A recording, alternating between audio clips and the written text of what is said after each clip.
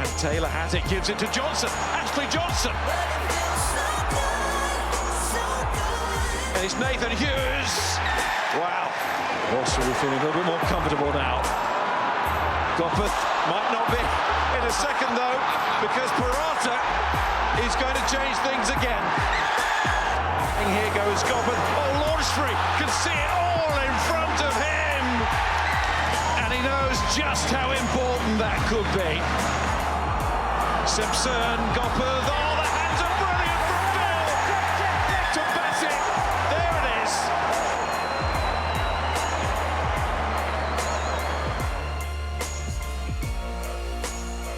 So from the west of Ireland, a clear evening is forecast. Connacht have won their last 5 at home, but amazingly, Wasps have won every one of their round 4 fixtures in Europe for the last 11 years. A fantastic occasion in store. The sports ground is sold out, and let's hope we have a game to match. And there's certainly been some interesting headlines from around the competition this weekend, starting at the Scotstoun last night, where Glasgow have done the double over the top 14 champions Racing 92. Finn Russell, superb on the evening. Tommy Seymour carrying it on here to Stuart Hogg, cut back inside and fed Josh Strauss for the game's opening try. 3 in all for the Warriors, but no try bonus point, perhaps the one disappointment. Revenge earlier on this afternoon for Exeter out at the Stade Chaban Delmas. The game swung on this incident where Nuns de Cooing was sent off for that challenge on Ollie Woodburn. Straight red card, and Exeter had too much. A pick and go from Thomas Waldrum in the first half. Luke Cowan-Dickey did likewise in the second, but Exeter realistically out without the try bonus point. Toulouse, as many would have expected, enjoyed a bit of a romp this afternoon against Zebra. That is 10 match points from the 2 games against the Italians. 8 tries in all, including that one for Toby Flood. And I can tell you that time is running out at Welford Road right now, where Leicester are down by a point to Munster. Niall Scannell with the late try, which was converted by Tyler Blayendale. We'll bring you up to speed with that a little bit later on. But the win for Toulouse means that in Pool 2, they are at the top for now, though either of our sides this evening can go to the summit, depending on the outcome. A lot of life left in Pool 2, that is for sure. So a very good evening to you. Certainly Connacht are up against it tonight, coming in off the back of that loss last week. They only have 9 backs fit and available for selection this evening, all of them involved, as you would expect. Quite the challenge, therefore, in the shape of Wasps, the top try and point scorers in the competition this year.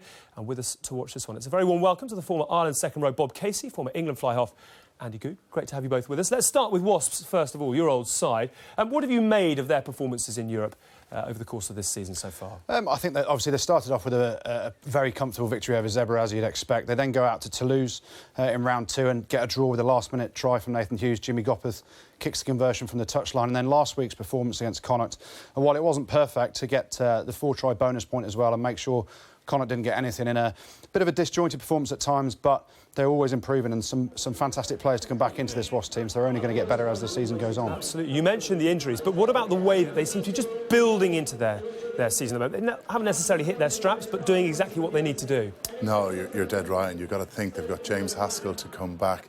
They've also got Willie LaRue to come back. They went to Worcester in the Premiership, minus 16 players out injured, got the points. So you can see that they're building nicely, and they have quality players throughout now. And we mentioned some of the headline stars, and there are a lot of them in and around the Ricoh Arena at the moment. What about the guys who are doing the job required of them, but perhaps without the spotlight shining on them? Who's caught your eye? Well, the man that was just on your screen then, Thomas Young in the back row, has been absolutely fantastic. George Smith was a star there last year. He's now filled that role, especially with James Haskell being injured as well. His linking between the forwards and backs has been great. But then you look in the front row, Tommy Taylor's been a revelation since signing from Sale. You look at Rob Miller in the full-back as well. He played 10 a few weeks ago, completely out of position. And then Ashley Johnson as well, playing back row tonight, but has also gone into hooker. So just got guys throughout the squad that maybe don't get the headlines that Nathan Hughes or Joe Launchbury or Curtly Beale get, but are putting the hard yards in to make sure that Wasps are right at the top of the Premiership, but also in control of their group at the minute as well in Europe. High hopes for Wasps, high hopes for Connacht too, and that brings pressure. But we've mentioned already they've had 19 out injured. But just looking at their season overall and where the club want to be, how big a game is this tonight for Connacht? Oh, this is a huge game for them at home, especially after getting not even a bonus point last weekend. Their starting 15 is actually very strong, and they will be able to play the way they want to play. But if you compare both benches in the last 20, I'm just not so sure Connacht can deliver the way they play in the last 20 minutes with that bench. So how does that change things for them tonight in terms of tactics and how they set themselves out? Well, if you look at what Pat Lam said during the week, they've practiced a lot mentally to what they're going to do. But to be honest, Connacht only know one way under Pat Lam. They have the most carries, most line breaks, most metres made in the Pro 12. They're not going to change that because it's been successful for them last year in the Pro 12.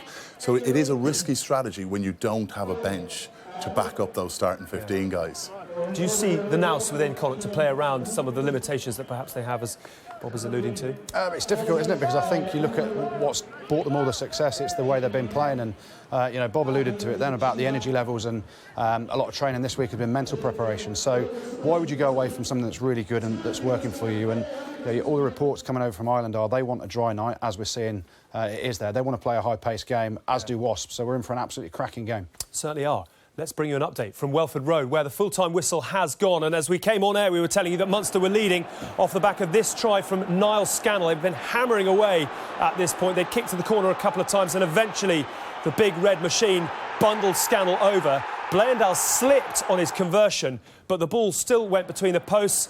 And then, unfortunately, from all Munster fans, they couldn't hold on. Indiscipline gave Leicester the opportunity, and Owen Williams, from distance, did what he had to do, and Leicester able to hang on. And remarkably, actually, that is Munster's first defeat since the tragically sad passing of Anthony Foley. They do come away with a losing bonus point, but Leicester are still alive in this year's competition, only just. So disappointment for an Irish province tonight, but obviously Connacht hope that they will be able to get the job done. And earlier this week, Laura Jane Jones went to Galway to speak to a couple of men who could well be key to their chances this evening. With European rugby the weekend before Christmas, it can be difficult to get all that last-minute gift shopping done. So I've come to Galway to kill two birds with one stone and catch up with a couple of Connacht boys who are definitely on Santa's nice list. Marmin has a go. To O'Halloran going through, and this might be a chance. Here it is! Pro 12 champions.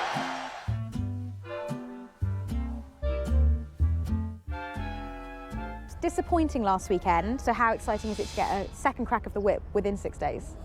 Yeah, obviously that's the good thing about these back-to-back games. I think after the disappointment of last week, we can look at what went wrong and what went right. After this week, we know big mistakes that we made and things that we need to work on. So we've got a few targets now and a few different tricks up our sleeve, I suppose, going into the second game.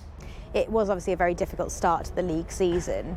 And then Toulouse come here and you beat them again. Where did that performance come from? We knew we could beat them, obviously, going over there 2-3 years ago and getting that victory where I don't think anyone gave us a chance, really. I remember our first time in Cup year when they came here, and it was just such a big occasion, and maybe we were overawed with all these international players coming over, and everyone was just more looking forward to the occasion rather than a chance of beating Toulouse. Whereas I suppose with the experience you get of playing Champions Cup rugby now and against top teams all the time, it's really driven us on as a squad. And when big teams come over here now, we all get excited, and we know it's a massive opportunity for us to get a win. The sports grounds has quickly become one of the hardest places to visit in Europe. Why is that? A couple of years ago, it used to be maybe 2,000-3,000 at a game, whereas now, in recent years, we've got the Clan Terrace built up, which creates a great atmosphere, and we're getting 6,000-7,000. We've got sellouts all the time now in the middle of winter during November internationals, which is it's very exciting, and I suppose it drives us on. The crowd's a lot closer to the pitch than a lot of places, and probably a lot smaller than most teams who come over, like Wasps, with their big stadiums are used to. And then there's the dog track around the outside as well, which not many teams are used to.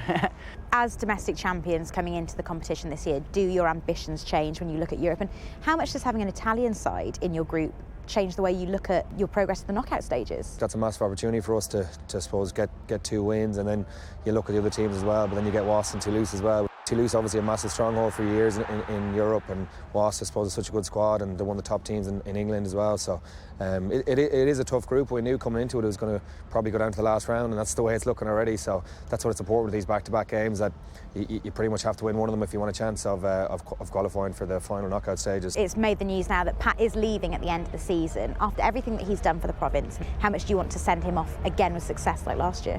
Yeah, it was a bit of a shock to the team when he announced that. I think what Pat's done for Connacht over the last 4 seasons, he's been here, has been huge.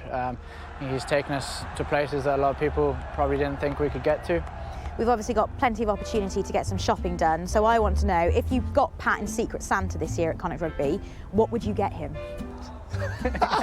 We'll get in trouble for this one, whatever you say. The Bristol weather's similar to over here, so we might get him a woolly hat as well, will we? Keep him warm. Yeah, might as well. The Connacht head coach will look very good with dreads. Obviously, these two, both Marmion and O'Halloran, have played over 100 games for Connacht. Let's talk about Marmion first. He actually scored the try against Toulouse in 2013 that sort of sparked Connacht in this competition, moved them from making up the numbers to a side with ambition. What about the way that he has developed since then, and the way that he's obviously, forced his way into the Ireland setup? Yeah, he's really come on, and he's pivotal to what they do and how they play, the tempo. And if you look at what he did in the November internationals, to play on the wing in 2 top-tier internationals and actually acquit yourself really well, it shows you what a footballer he is. But across the board, they've got a real spine. McCartney at hooker, they've got Muldoon, they've got Marmion, they've got Aki, and they've got Tiernan O'Halloran at the back. So they're quality players in that spine.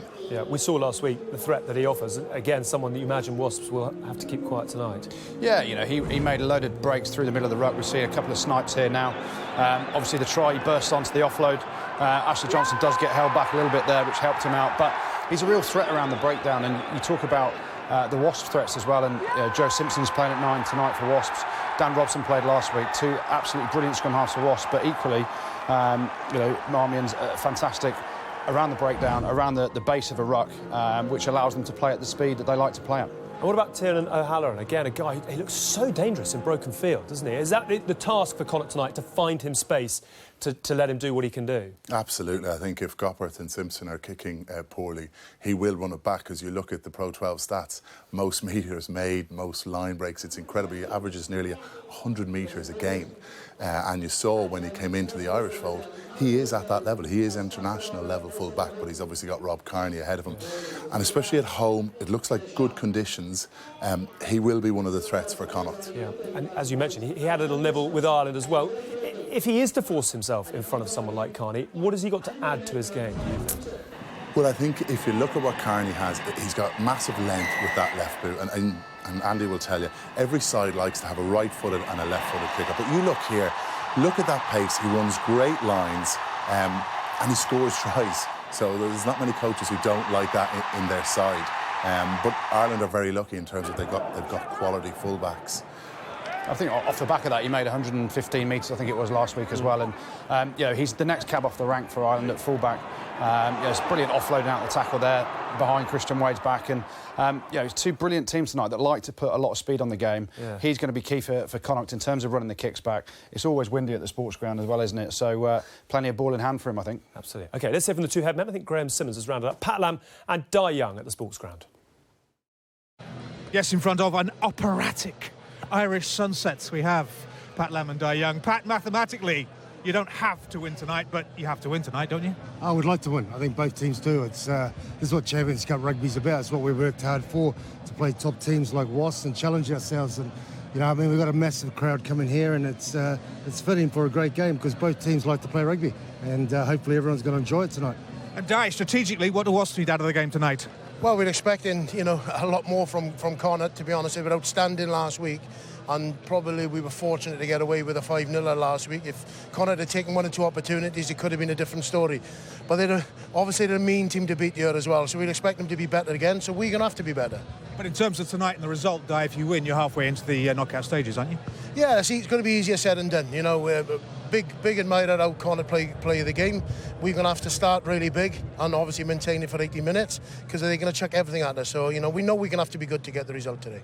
And work-ons this week have been what? Discipline, scrums? What have you brought this week that you didn't have last week? Pretty much in that order, yeah. Obviously, discipline was huge, and scrums, I think both coaches went away with last week thinking there's things to work on.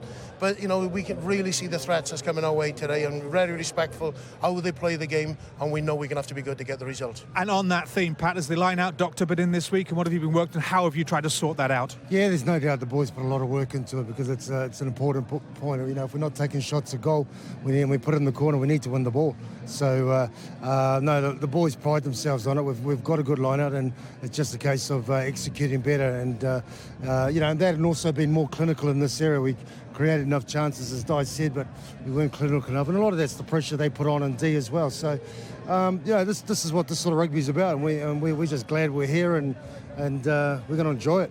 Two of the most exciting teams to watch in European rugby. Great to have you here. Enjoy the game, boys. Thank you very much indeed. Cheers, Thanks very much indeed. Well done, fellas. Good luck, Pat. Good man. Two good men, as I'm not sure you get Mourinho and Wenger chatting like that pre-game, but certainly Pat Lam and Dai Young, two of the good guys within rugby. And let's talk set piece. Obviously a very strong theme off the back of last weekend. Wasps at scrum time, first of all. What have the problems been and how do they fix them? Well, one of the problems has been Matt Mullen is one of the most penalised loose heads in this year's competition. And then at tight head, Marty Moore came under a huge amount of pressure from Dennis Buckley on the loose head side. But I'm sure Wasps have worked on that. They've made a change. They brought in Cooper Woolley, who is probably a better scrummager than Marty Moore. Yeah. So it looks like they're addressing that area. And then on the flip side, you look at Connacht's line-out, and 74% is just not going to get you there. If you look here, you see on the tight head side, they're just going straight through them, Connacht. You know, Matt Mullen is under huge pressure. We look at this one here, again, scrum going forward. That's a demolition job. And they'll have to put that right tonight. Yeah. And you mentioned Cooper Woolley. I mean, how much of it actually hinges on his presence this evening? I mean, if it goes wrong again, where do Wasps turn? Well, that's the concern for them. Always when you're struggling with a scrum, you go to the 9. Just get it in, get it out. Nathan Hughes, just pick it and head for the 10. But that's easier said than done if you're retreating that fast. And that's how fast they were retreating backwards last week. Yeah, OK. What about the line-out? You touched on that as well. From a Connacht point of view, hugely frustrating, I would imagine, last week. Can you put your finger on where that broke down? Yeah, look, Tom McCartney's a very good hooker. He's at about 74%, is that right? Yeah. So that's just not good enough. You've got to be above 90, really, to win trophies. One of the issues he has, he's got a very young second-row combination in Quinn Rue and Ulton Delan. Very good around the pitch, but they probably don't quite have the nous yet to call the right option. So if you look, a lot of the line-outs, Wasps are up beside them. Yeah. If you're a really good line-out caller, you should be going up unopposed. Yes. You should be able to figure out where the space is. But part of the problem was then, I think when they made the changes, there was some confusion in terms of what the call was, what their roles was. Yeah. So that will worry them, but as Pat Lam has mentioned, they've done a hell of a lot of work on this. Yeah, they certainly looked like a bit of panic last week. I wonder if they'll be able to get it right this week. Part of the problem for Connacht last week is the form of Joe Launchbury, who made a nuisance of himself around the park as far as the visitors were concerned. How impressed have you been? He's had to bide his time a little bit off the back of the suspension, but how impressed were you with the way that he got straight back into his boots and into action? Oh, that's Joe Launchbury. He's an all-encompassing player. He's good with ball in hand. He's brilliant in defence, makes some strong tackles. We saw some real crucial turnovers last week as well. When Connacht had a load of momentum in Wasps' 22, it was Joe Launchbury that was getting turnover penalties. You know, he lumbered over from 25 metres for a try as well. But you talk about the England fold, and you know, this is one of his turnovers here. Tommy Taylor makes a tackle. He's straight over the ball like a back rower. Yeah. You know, and Joe Launchbury, look at the strength in him. He's got 3 guys there trying to clean him out, and he still pops up with the ball. Doesn't even want the penalty. Just wants to get the turnover. So another one here. These were 2 of the crucial turnovers that Connacht had all the momentum at this point. Curtly Beale was in the bin as well, and then he just pops up a little bit later. Bang! Brilliant pass from Jimmy Gopperth, and that's full speed for Joe Launchbury. It doesn't look particularly fast, but it's very effective. He gets over the try line. Curtly Beale in the corner of your screen has an early celebration. Bundy Aki nearly gets back to smack the ball out, but yeah, for me, Curtly Beale got man of the match, but Joe Launchbury was head and shoulders above any other player on the field last week. Andy Goode-like pace, some might say. He's quicker than me. He's quicker than you. All right. Where do you think he sits at the moment in the England hierarchy? Obviously, you know, after all the success of last year, a lot of it was based around Cruz and Itoje. He's definitely the third choice. He came in the autumn while those 2 guys were injured. He sits above Laws for me. Okay. Joe Launchbury's an all-round player. The only sort of question mark above him, and Bob knows about this, is calling line-outs. He doesn't call a line-out. Yeah. So that's you need that relationship where, you know, Cruz and Itoje work really well together. Cruz calls the line-outs. Maybe that's something Joe Launchbury needs to work on to take him to the next level as well. Launchbury certainly the horsepower for Wasps. They have added to their firepower as well with the arrival of one Curtly Beale.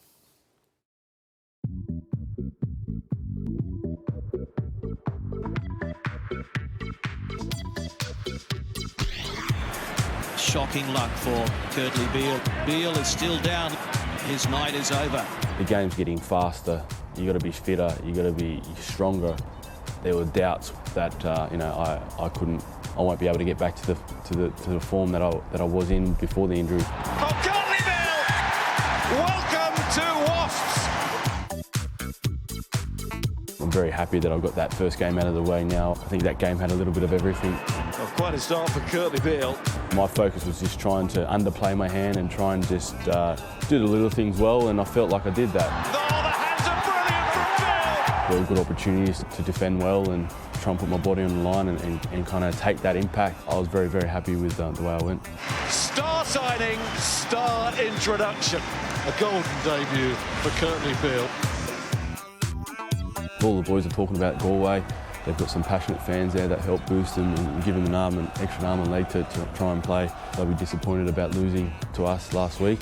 No doubt that they'll be bouncing back this weekend. We've got a very exciting squad and we'll be very confident going over there to try and get that W. Well, he is one of the game's great entertainers. What about the way I suppose he's sort of underplayed his hand coming into Wasps. There hasn't been too many fireworks so far. He's obviously had to bide his time to get back on the field. But do you like the way he's just bedded himself in there? Absolutely. He came with a massive and he's obviously worked incredibly hard and been very professional, which is something that there was questions marks around coming forward. So you look at to come back after 7 months and play like he played and look at this power to get over there. Well, he's always had the power. I mean, someone who can play 10, 12, 13 and probably 15 as well at the highest level. What an addition to a squad when, you know, with 30 games throughout the season, you need flexibility, guys to play in different positions. Yeah. And, you know, he's obviously enjoying it up there. They have a quality squad and they're playing some good rugby and he's going to be integral to that. I think the other point on it, you listen to what Dai Young said about him. He's a world star, Curtly Beale, let's make no bones about it.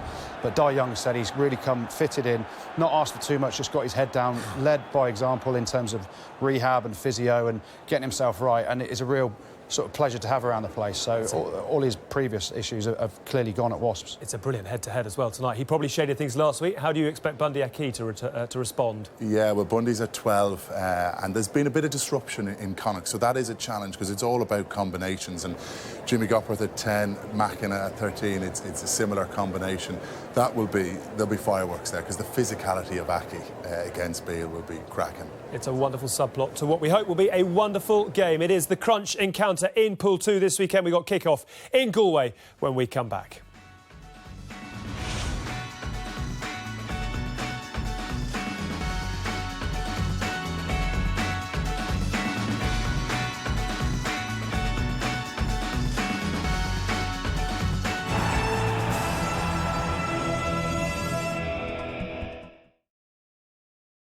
So what I want you to do is just try and adapt to the circumstances and play what's in front of you.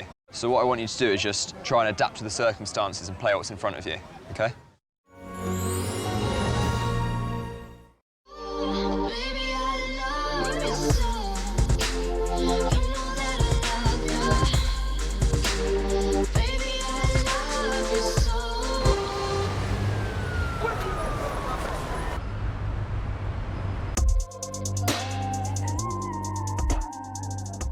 James has got the smart pay-as-you-go app from OVO Energy that lets him top up his meter from the comfort of his own home. So it's time to celebrate. And best of all, he can stay in his pants all day.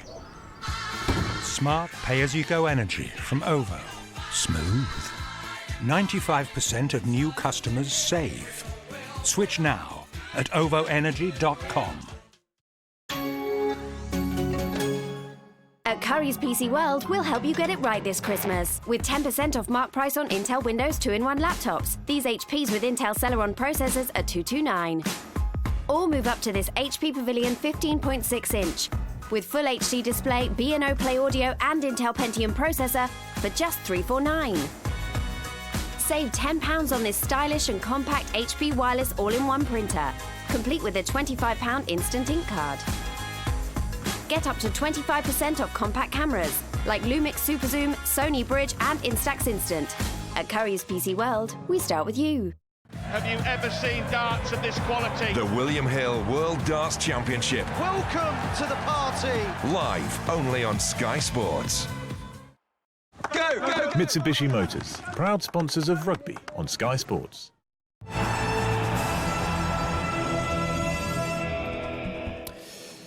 One more Saturday to go until Christmas, but the festive cheer for Connacht and Wasps may well depend on the outcome of the next couple of hours. Wasps took it away last weekend to register all 5 match points. Of course, Connacht need to pick themselves up and to find a bounce back this evening. Both of these sides have knockout ambitions, and tonight is the perfect test of just how realistic they are. Here we go then with match commentary at the Sports Ground, which comes from Stuart Barnes and Miles Harrison.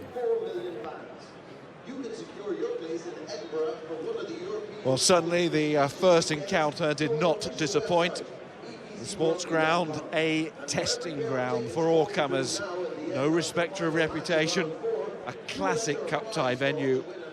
And this today to test the ambitions of both sides. Can't wait to see it unfold as the last preparations are made in the changing rooms. For Connacht, 2 changes in the pack from Coventry. Finlay Bealham starts in the front row, and Owen McKeown also leaves the bench to start in the back row. This means a positional switch for Nipia Fox-Matamua, who goes from blindside to open side. Jake Heenan out injured. John Muldoon captains, of course. 2 more changes in the back line as Matt Healy begins on the wing. He came on for the injured Cian Kelleher last week, and Rory Parata, who replaced Stacey Illy on Sunday, also keeps his starting place. Bundy Archie and Tiernan O'Halloran both got knocks, but have come through what training there has been this week. 2 Wasps led by Joe Launchbury from lock, and 1 change in his pack. Jake Cooper-Woolley starts, rotating with Marty Moore. Ashley Johnson once again covers hooker in the matchday 23, despite starting in the back row. There's a bit of freshening in the backs. Joe Simpson in for Dan Robson this time. An Irishman, the former Leinster man, Brendan Macken, is in at centre for Alapati Leua, who, like Robson, is on the bench. It's a second game for Kurtley Beale. And Danny Cipriani, Carl Eastman just about fit, but not being rushed back. 3 new inclusions on the Connacht bench. Stevenson, Pullman, and standing by for debut Fijian Naulia Dawai, one of 6 forwards, with all backs registered being involved in the match tonight, such as the injury situation for Pat Lam in that area. Was 5-3 split, and all 8 played some part last week. Well, the Connacht faithful have had their chance to digest the news about Pat Lam's departure, and pretty unpalatable it has been. This for the first home game since the story broke. But no signs last week that it was having a detrimental effect on morale, or a case of missed opportunities really for the Pro 12 champions. Was, despite their 5 match points to nothing, knew they dodged one. The English team's clinical attitude paying dividends. This, though, a different stage and a very different atmosphere. Well, Connacht's line-out has been a problem throughout this season's European campaign, never more so than last week when Tom McCartney and his forwards failed to find the wavelength. The hooker was a star throughout last season's Pro 12 campaign. He needs to shine this evening. As for Wasps, well, Dan Robson was pretty comprehensively outplayed by Kieran Marmion in Coventry. Wasps with a side played off the park around the fringes. That man there, Joe Simpson, his return adds an edge that could help turn the tables and bring runners like Nathan Hughes and Ashley Johnson even more into the game. Referee Jerome Garces spent round 3 at Franklin's Gardens, of course, in the Dylan Hartley incident. The game when Ireland triumph over England. Reverse at the Rico. Leicester beating Munster this afternoon. Just Leinster hot favourites at the Aviva tonight. Can Connacht do their bit, or will last year's semi-finalists from England have too much again? If they do, it could prove decisive in this pool. Home side get us underway. Mistake from Johnson, and Adeoloka nearly on the end of it. Oh, that's a poor start from Ashley Johnson, who we know is so much better than that. Not what his side required. Well, Ashley Johnson wanted to galvanise this home crowd. He did just that there, a bad error, and it gives the Connacht scrum an early opportunity to test Wasps. put them under massive pressure last week. It was a real area of strength.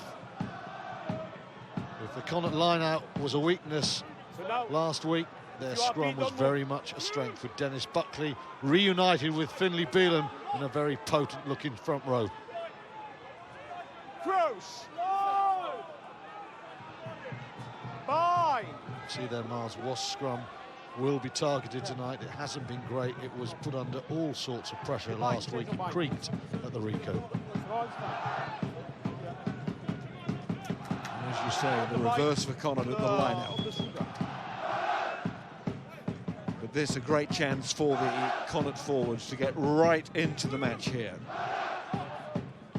Knock on from the kickoff. And Marmion to put in. Jake Cooper-Woolley came off the bench last week. He's starting. He's an important cog in this Wasps team. A lot expected of him on the tight head.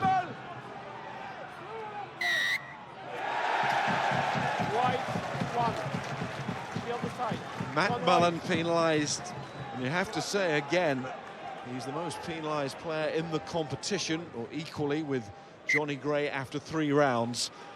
And 7 penalties he's given away before tonight, 6 of them at the scrum. We'll make that 8 in all and 7 at the scrum. Straight down there. Interesting call. Jack Carty is going for goal, and John Muldoon hasn't said go for the corner. Of course, the line had a problem, but I'm sure they've eradicated that from their mind. Carty now has to eradicate a pretty average kicking campaign so far this season. That's not good enough. This is a chance, though, to give him an ideal start.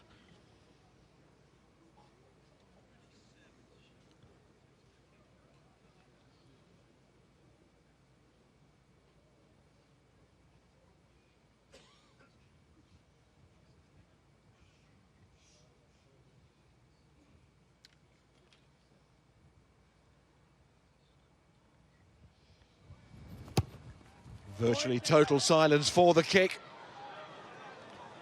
Apart from the odd cough in the crowd. And that's a bit of a hiccup from Carty, who misses again. And those kicking stats do tell a story. And it has to be said, you know, often this is one of the windiest grounds in British and Irish rugby. It is pretty still tonight. It's a glorious day for goal kicking. O'Halloran, man who's made the most metres in the Pro 12 this season, averaging 99 a game. What's the impact of Kelleher, who has carried so well in the Champions Cup? Still got O'Halloran in the back three alongside Eddie Oloken and Matt Healy, who's returned. There's Carty, and caught by the man who gave the penalty away, Mullen. Marmion. Macken just stepped in there, trusting Wade to do his bit. Carry from Delan. Carty again. Here's Bealham. Like Buckley, great with ball in hand. And Bundyaki doing the simple thing to find O'Halloran. It was not forward. And Bundyaki down a very short side. Did really well with the boot. And who picked up a thigh injury last week, did well to stay on. Ball came loose in the rip tackle there, and Bundyaki really quick to just snaffle up that ball. Wasps have the throw. Can Delan and Rue and company put Tommy Taylor under some pressure tonight? Currently the next hooker on the England rank, Tommy Taylor, at the 1 cap against Wales. That's Bassett. He scored a try in each round. Johnson to Hughes, well, just. Simpson, Gopeth to the medic. But it was advantage anyway, and Wasps have a chance to clear with a penalty. Well, Jimmy Gopeth had heard the fact the penalty had been given, so he just think, let's speculative go for it. No one out there, but it didn't matter.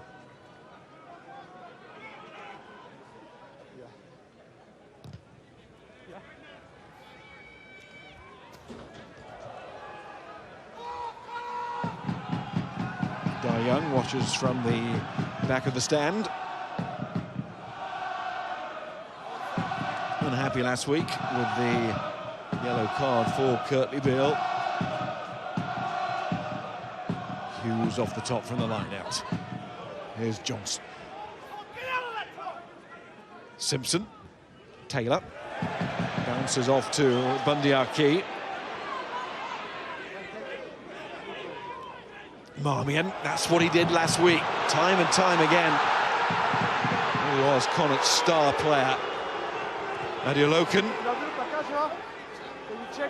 Down went Quinn Rue, but he's not been able to get it back. Here's Thomas Young.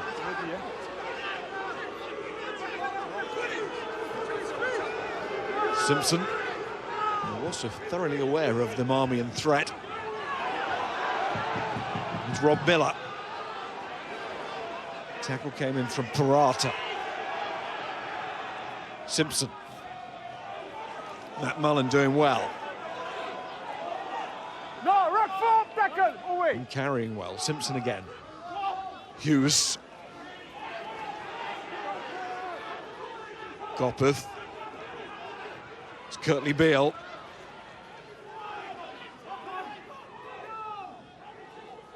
So far, Connacht comfortably keeping Wasps inside their own half. And that brings its reward, that discipline in defence. Well, Wasps playing Connacht at their own game, and 40 metres out, they concede a penalty. First break from Kieran Marmion. Wasps had all sorts of problems with him last week. They know what he can do, but knowing what they can do and stopping him, two different things, straight through the middle. And watch out for the other star from last week, Kurtley Beale. Great defensive play, straight through the middle there. There's a threat. Beale just lassos his man, pulls him down, but the scrum half, brilliant last week, the outstanding player in Connacht's team in defeat. It's up to his partner, half-back partner Jack Carty, to start turning opportunities that he makes into points. 42 metres out, but it's bang in front of the posts. You just feel that if Connacht are going to turn last week around and win this game, these kicks have to start going over.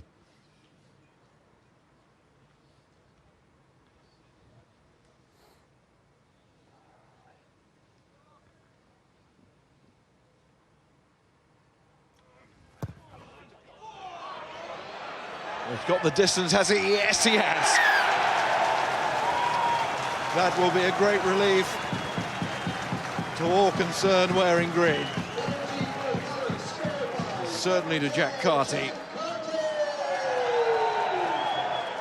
I'll say it again, Wasps might have won it 5-0 in terms of match points last week, but Connacht certainly had chances, with the ball in hand, with kicking chances. They have to take the kicking chances if they're going to win. That one taken with a really sweet strike. And Gopeth restarts. He's at 93% of the Champions Cup, his kicking, so Connacht won't want to give Gopeth too many chances with that kind of record. Carty up to 50% today, courtesy of that longer range effort. And there he is, onto Bundyaki. That's calm, under pressure. McKeown, all the way up to the 22. Again, Connacht trying to put it through the hands. So Halloran, Healy. There's 10 tries in the Guinness Pro 12 last season. Equal top scorer in the competition. Good to see him back after injury. Marmion. And the drop ball by Healy. Well, just as Connacht handled Wasps playing out of their own 22 and led to a penalty, this time Wasps defence wins the day and it forces a knock-on. Happy to put width on it. Matt Healy came on last week. He's very quick, he's got great feet, he's very dangerous, and you can see Connacht, they love to play the running game. Teams that haven't seen them in the Pro 12 might not be aware just how much they love to do it. They make meters, they make breaks, they pass a lot, they're comfortable with the ball, but they do give a defensive team an opportunity, especially one like Wasps. We had two examples, haven't we? One from either side where this modern phrase, quite comfortable playing without the ball. Well, if you wonder what that meant, we've just seen exactly what it means. Yeah, they kept their width really well, Wasps there. If you get sucked in between the two 15-metre lines against Connacht, people like Healy will blow you away on the outside. They kept the width really well. Keep the structures, it forces errors. Potential attacking openings, but now it's Simpson to have the ball dislodged by a thumping tackle. Cold night, hands not quite warmed up yet, but that was another pretty impressive scrum you felt from the home team. Gar says he's really zoned in on that tight head side. Nathan Hughes going backwards there. And Simpson decides to go for the confrontation with Marmion. Everything going the way of the Irish 9 at the moment. Guys, you could argue the hands are at their warmest at this point. You don't walk about this. So now you must it's only going to get colder. They start getting down in those breakdowns, grubbing for the ball. They'll warm up. My call, eh? Crouch. Bind. Set. Free kick given. And away goes Muldoon, the captain. Good carry from Bundy Aki, but he couldn't find a way through with the pass. And it's waved on by the referee. He could find a tackle, though, on Rob Miller, who really felt that. Picked up by Johnson, even though Simpson was there on hand. Macken, Taylor, Wade outside. This is Christian Wade. Simpson to Gopeth.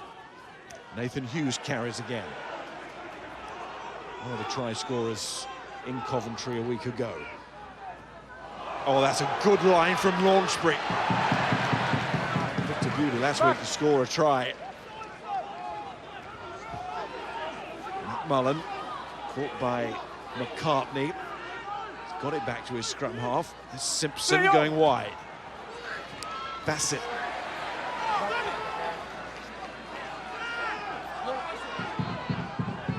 Plenty of industry here from Wasps.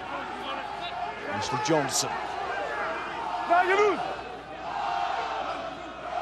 Gopeth. Young. Cooper Woolley with him.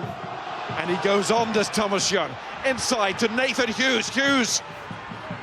Eyes lighting up as he saw those posts. It's carried on, but referee doesn't look too convinced. Simpson thinks he's scored. Philippa, can you check, please, if there is a knock-on by 8 White on the last tackle, please? Great you want to offload check from Young. the potential knock-on by 8. He just releases the ball and Simpson uses his pace to get there. Classic hit, 7, 8, 9, straight through the middle. Thomas Young to Nathan Hughes. I think this ball is just put backwards now, left, and look at that from Simpson. Snaffles it up, that is a try. That's how it looked live, to be fair. Referee was concerned, had no reason to be. Hughes, well, he's thinking there he's going to score himself, but when he realises that Marmion has done his bit, just lays it back for Simpson. What I saw on the big screen, it's not a knock-on, it's clear back road for me to try. Do you have any reason? Correct. Okay, thanks. And Wasps get on the board, and Joe Simpson scores again, third try in Europe this season. Classic hit there. Young's son Thomas makes a break. Nathan Hughes really quick there. Jimmy Gopeth, the number 10, will complete the work of the number 9, Simpson. I think there's a little bit of fortune here for Nathan Hughes. I think the ball, he loses control, but it goes backwards. All starts with Joe Launchbury and break, but this is what we were saying, Wasps were looking for, punching through the middle.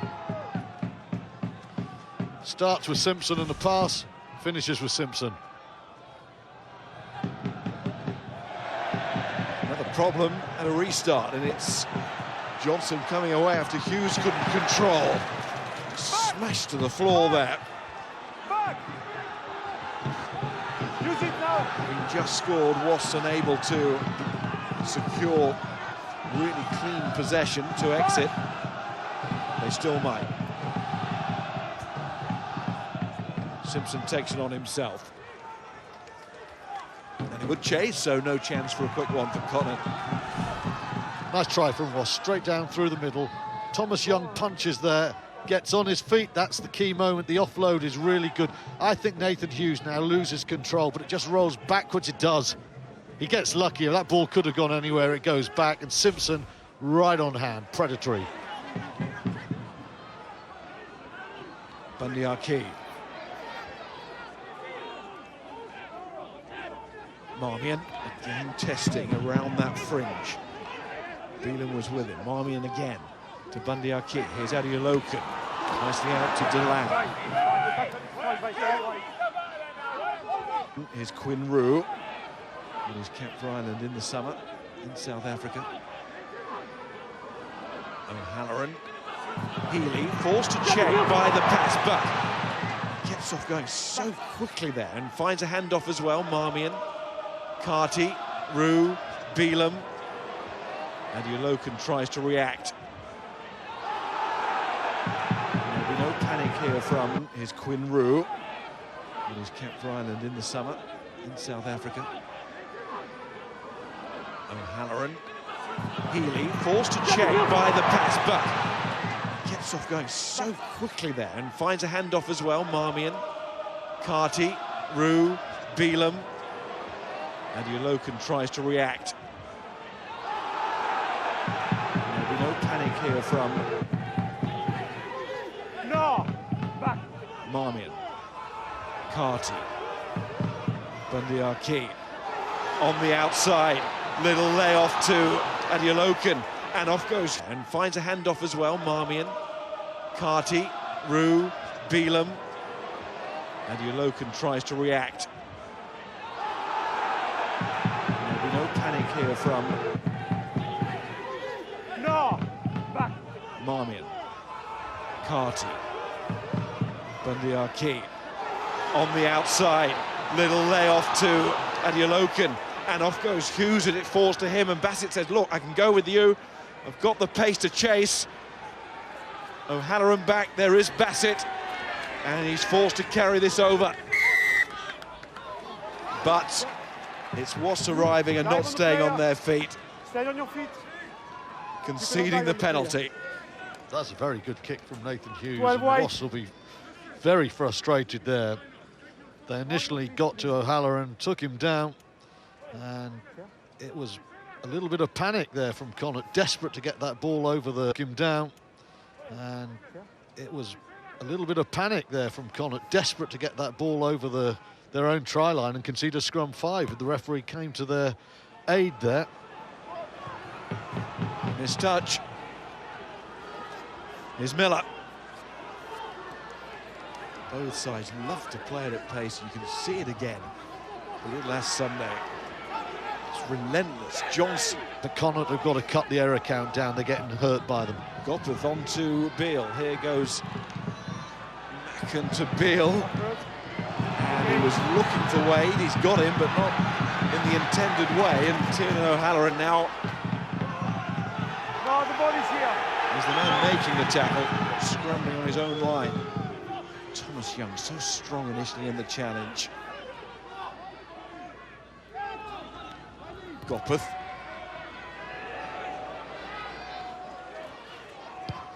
Healy up the line. And Curtly Beale. He's just jogging back. He's got a decent amount of time. But it's slightly off the outside of the boots, and Connacht win the exchange. Interesting stuff going on down the left-hand side from Connacht's point of view. Matt Healy, we've seen him burn off Christian Wade. Really good kick here. And now they have decent territory after Beale's not convincing kick, but can they sort out this line out properly? That was better. It's 2 from 2 today. Tom McCartney had a poor afternoon by his own very high standards, by anybody's standards really. He was not at his best in Coventry. Healy off that wing, again looking for the offload, not quite working for Connacht. Carty might work here and work really well. Again, it's that final pass not going to hand after the break has been made. Simpson calls them in. Just forcing it again, Miles. Just forcing it, Jack Carty there. Johnson. Back. Just created the shape the scrum half wanted for the kick. And he hooks it into touch. And there's none looking more dangerous for the home team than Healy at the moment. Very sharp. Got a great ability to just change through the gears. Not the greatest ball, and there's that little change of pace. Gets him over the gain line, gives really quick ball for the rest of his Connacht teammates. Carney again. It's working well, this line out for Connacht. Here comes Bundy Arki. That's a line. That's what he's been doing time and time again in Connacht colours. Adiolokan as well to slip away from the first challenge, but Hughes always want to have a go back. Big man Hughes, but he's agile with it. Say the same about Johnson. And this is heavy tackling from Wasps, creating these errors. And a chance maybe to strike out wide as Taylor puts it to Beale and Macken. He's got Miller outside, and Christian Wade might be an extra man. No, it's well covered by Healy. Just for a split second, it seemed that it might be opening up for an overlap. Mullen, Simpson, Gopeth. Excellent feet now from the Wasps fly half. Advantage being played. Simpson to Beale. Might as well have a go. And there's the penalty. And the knock-on creating the offside there, a bit closer in. I think Wasps will be pretty happy with this first quarter. They didn't want Connacht to come out of their blocks, get this crowd behind them. 7-3 up, they'll be pleased with that. I think they'll try and make it. No, they're going for the corner, they're going for the jugular.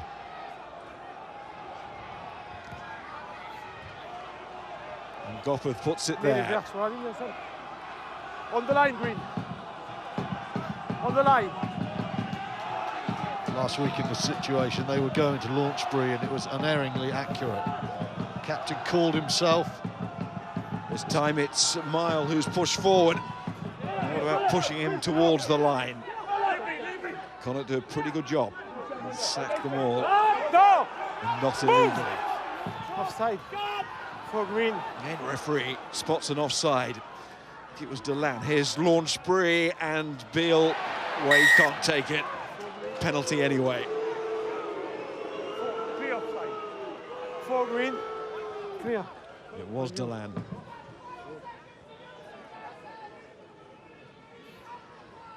Same again, or back? The trusty boot of Gopher. Well, it's trusty boot to touch. Well, 60 seconds ago, they had the feeling that they were in a position to really put the pressure, turn the heat on Connacht. So nothing has changed in the space of 60 seconds. You do the same. Taylor's a launch spree. Come on. Let's see if it's a different result. Again, it comes down. And again, the referee decides it was legal. Ashley Johnson goes. Muldoon tries to help out, but Johnson's got past the captain. And Johnson is just short. Leave it. Leave it. On his knees, Jerome Garces awards the scrum. And as they set that, we will head off to have a quick word with the Connacht manager, Tim Allnutt, who is with Graham Simmons. Graham.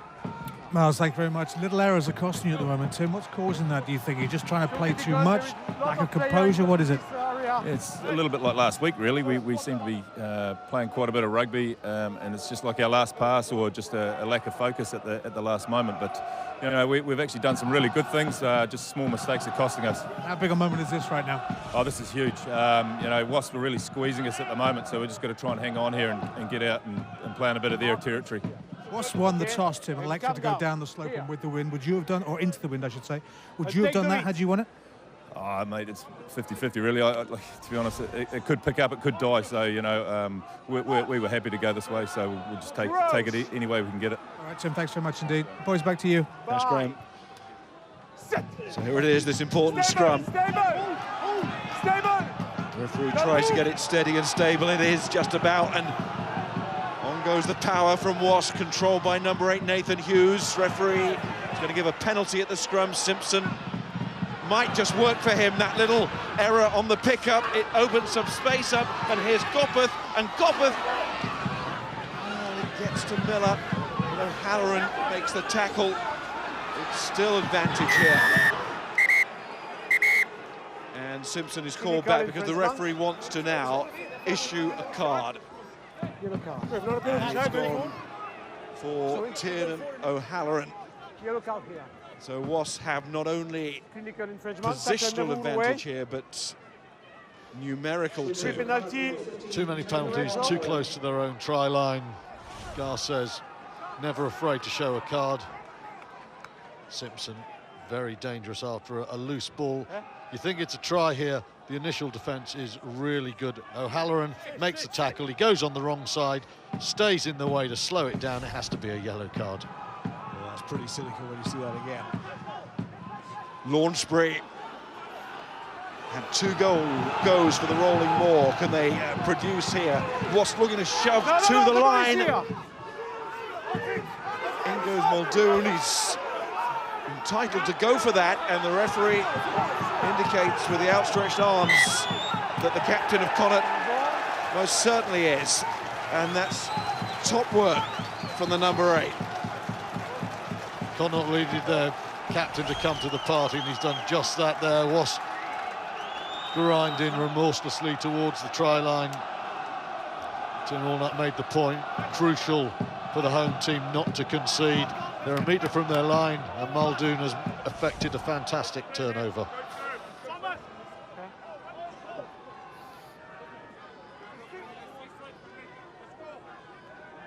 Got to somehow navigate through this Simbin period as well, the captain and his team here. But that's a start.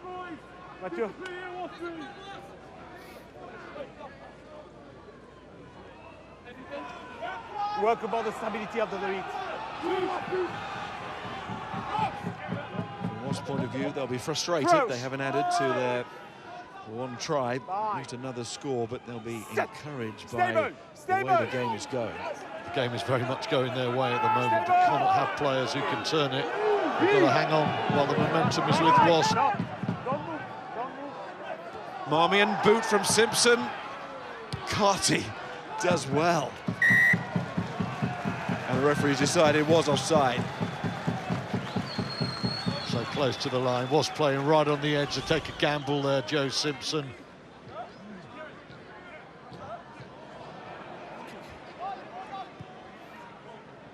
In an offside position, tips Simpson there.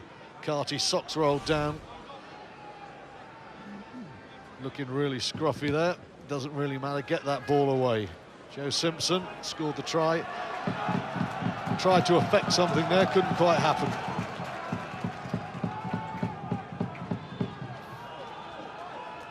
He's got fight in his hands for his club place for that position, also in the England pecking order with Dan Robson. Come back on Simpson's side, and there goes Matt Mullin, who's offering an awful lot in the loose. And Johnson. Simpson again. Curtly Beale. Fine, the tackle is fine. Working to the Northern Hemisphere. Dropped by Young. He put a foot wrong was Thomas Young in this match.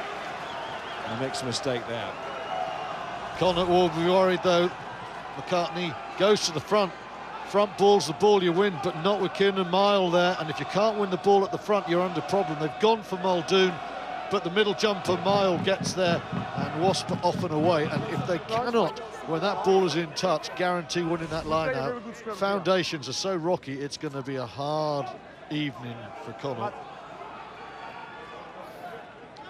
Cracking combination, isn't it? Are you ready, guys? Mile and Launchbury really perform well for Wasps. I think that Gaskell's on the bench, and Nat Simmons just about to return from injury. He's been playing so well this season. Had a foot problem, should be ready for next week in time for the Christmas fixtures.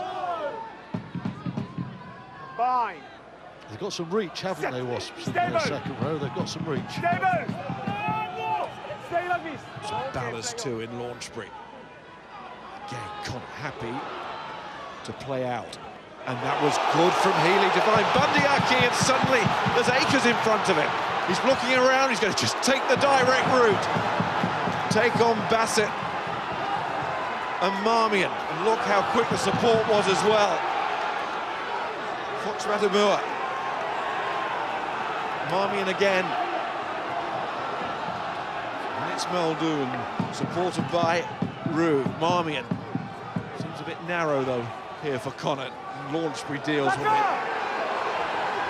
Then he didn't roll away. He's on the wrong side. He'll claim that he couldn't get out, but it's going to be a penalty at the very least here for Connacht. Fox Matamua finds Quinn Rue. Goes Marmion again. Muldoon carries right into the heart of the Wasps defence. Now they go for width. And carried by Delan. Done really well there. Beelam. Marmion to Rue. It's building here for Connacht. And remember, all this with a man down.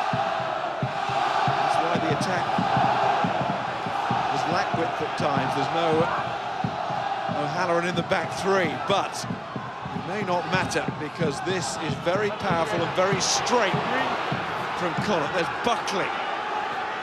And Marmion's one out again. Muldoon seems to be getting over the game line every time here. Beelam. Another advantage. Marmion, Fox Matamua, there's Delan. Ball goes loose. But there was nothing loose about the assault from Connacht. Well, the most dangerous runner on the field from Connacht's perspective has been Healy.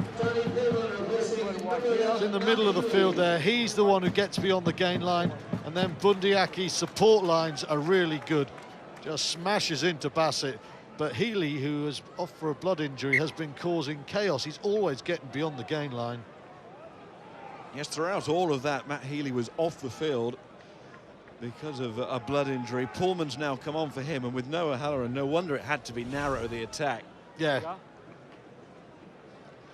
It'd be very disappointing for Wasps. I think it was, as Gary Kasparov said, when you're playing chess, when you've got the momentum, if you don't take advantage, expect the counter-attack to be very, very strong and immediate. And that's exactly what Connacht came back with there, a brilliant counter.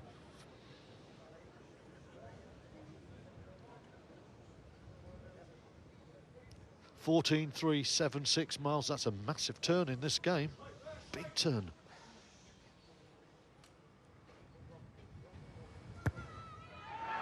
And Carter's got back on the horse. It was always going to be okay from there.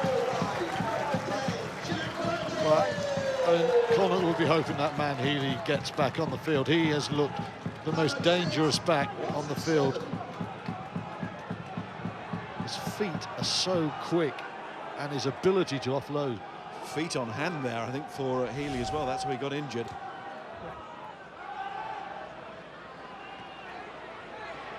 And the goes again.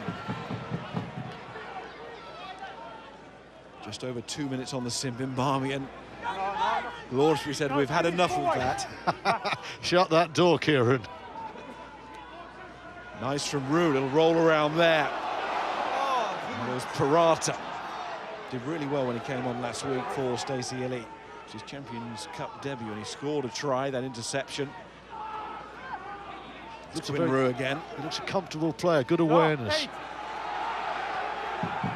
Carty, Bundiaki. Elton Delan to the Adeoloka.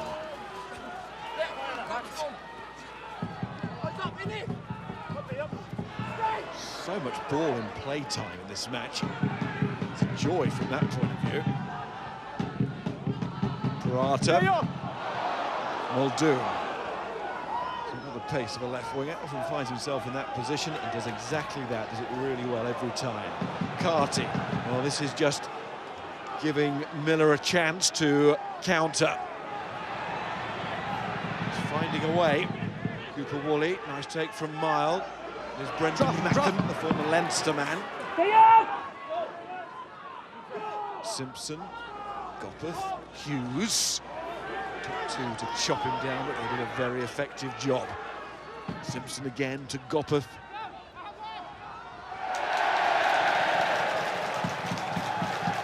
Not quite through the needle, was it? I tell you what, this has been a very good 10 minutes for the home team. Marmion might not have enjoyed that tackle from Launchbury, the Wasps captain, but Wasps have had the extra man here, and they have spent a lot of it right on the Connacht line, and they've come away with nothing. Finley Beelum down at the moment, getting some treatment. Launchbury handing out some treatment there. O'Halloran about to come back on, just 14 seconds left of his sin bin now. And you think, Miles, back to that sin bin 10 minutes ago, and Wasps were camped on the line. They decided not to go for 3 points to make it 10-3. They were going for the score, they didn't get it. It's been a fine fight back from the home team, really resilient in defence. Now let's mark your cart for tomorrow's action live on Sky Sports. And we have for you Scarlets against Toulon, and that kicks off at 1 o'clock. The programme starting on Sky Sports 4 at 12:30. And if you would prefer, the all-French meeting between Castres and Montpellier is on the red button. And then the rematch, Clermont-Ulster. Really looking forward to that. Same channel, Sky Sports 4. O'Halloran has returned.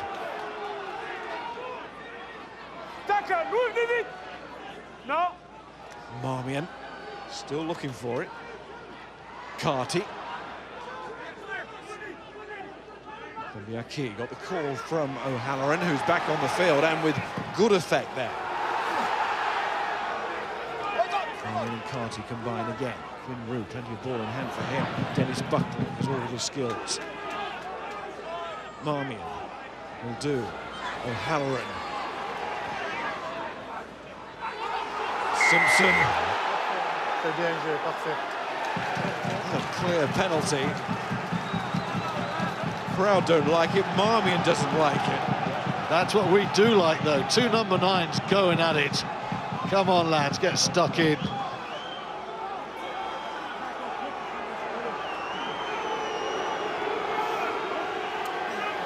Just to say, calm down.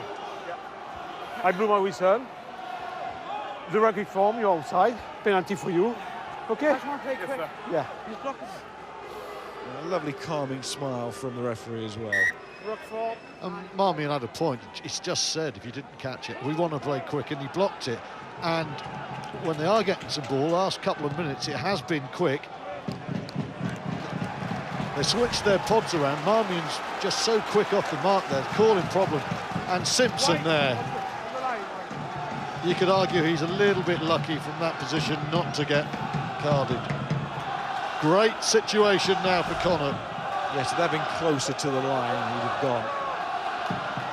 McCartney throws, Delan takes. Half-time approaches, just 1 point in it. Just the one try that belongs to Wasps, but that might be about to change here because everybody is driving in here. Bendiaki is joined in.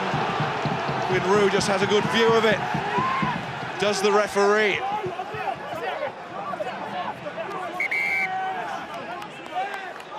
Everybody trying to convince him in Connacht colours. What a racket. Come out of the shadows. Where is it?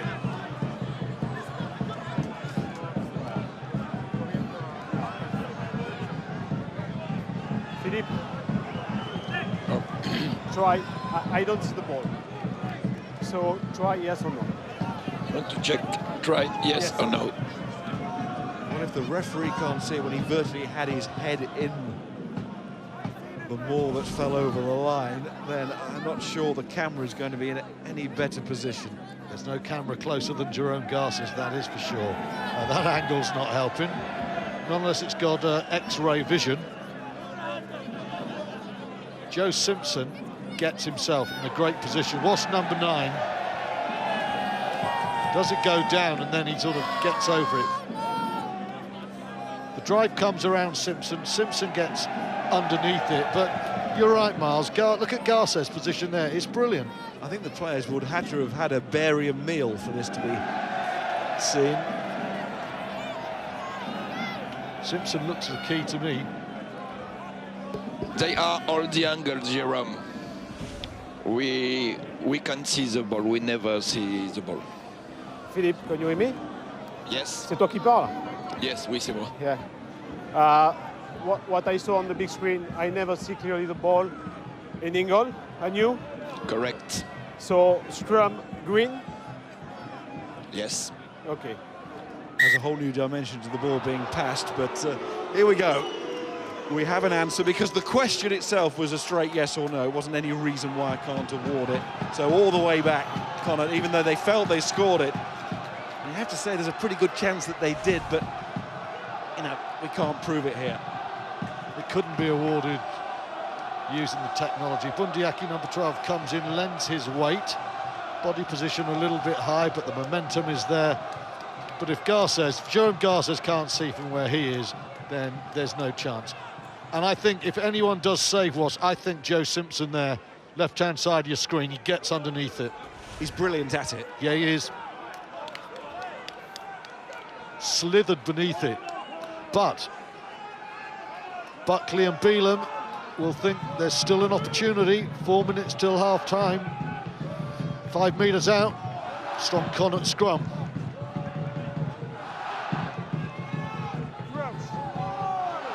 Change the tone of this place, wouldn't it, if Connacht could go into half-time with a second, with their first try and the noses in front.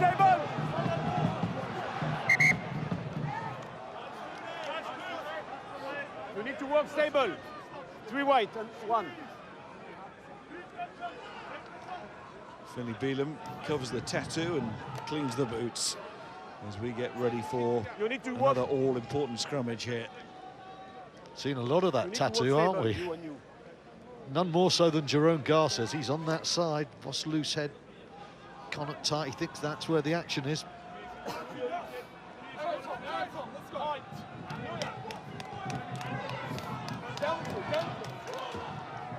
Get the feeling it's the kind of game Garces loves. It's being played at speed, but there's plenty of this as well. Oh, all French refs love the scrum. Connacht, they would love to turn that 89% of possession into 7 more points. Solid. Well, more than solid from Wasps' point of view. That is really impressive. And then number 8, Hughes, coming onto the ball.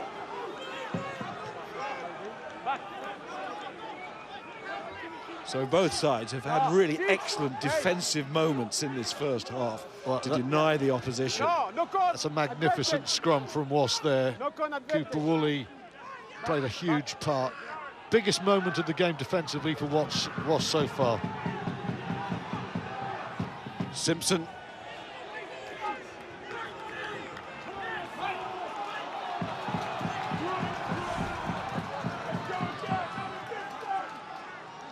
Great work there from Wasps. The timing is absolutely superb. Against the head, exactly when they needed it. Still only 15 metres out. McCartney finds Muldoon. Well, Muldoon found the ball, and here comes Adeoloken. Adeoloken! In goes Marmion. And Buckley. Tackled by Johnson. Marmion again. Carty's going crossfield with a kick. And it's the replacement, Pullman. And there it is. Just before half-time. And Carty may have had his problems kicking for goal, but he had no problem there, picking out Darnay Pullman, who was in the perfect position to give Connacht the lead. Gets the break with the bounce as well. A lovely initial play here. All sorts of angles there. Marmion and Adeoloken, first of all, over the gain line. Wade perhaps just gets drawn a little bit too far in. Ball comes out to Carty. He just waits for it. Yeah.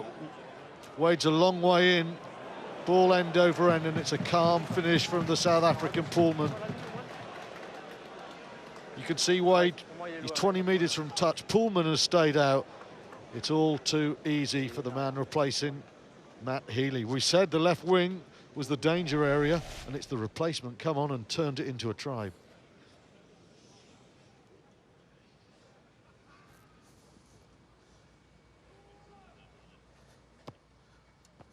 Eh? Si? Ouais, la mi-temps. And Carty from the touchline. Oh, he's flying now. And so are Connacht and this crowd. One try apiece.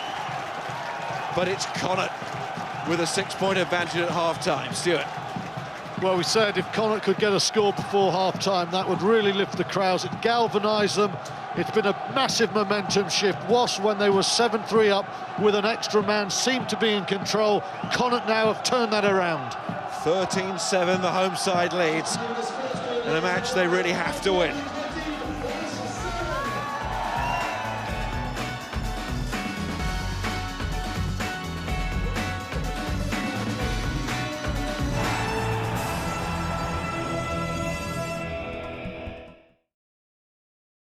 It's not just about power.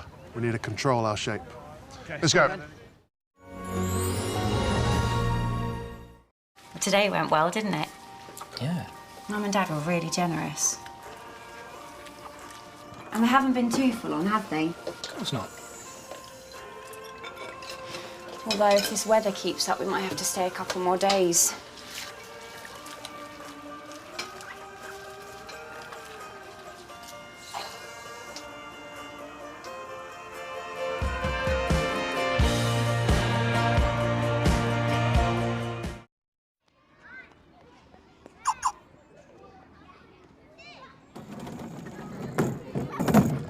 Which way you going? You hit me. No, I didn't. It's your fault. You're irresponsible. Well, if I had my dad's net-space dash cam, I could prove it.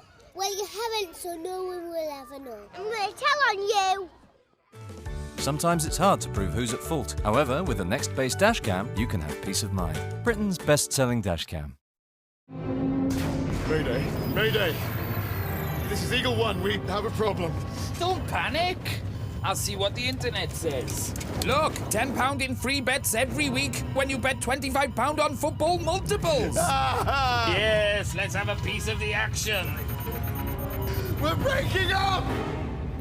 I tell you what, I rate our chances. For the love of the game, Betway.com. Your favorite Pixar movies, all in one place. Whoa, we going in there? Yep. Sky Cinema Disney Pixar, available from Christmas Eve. Crouch.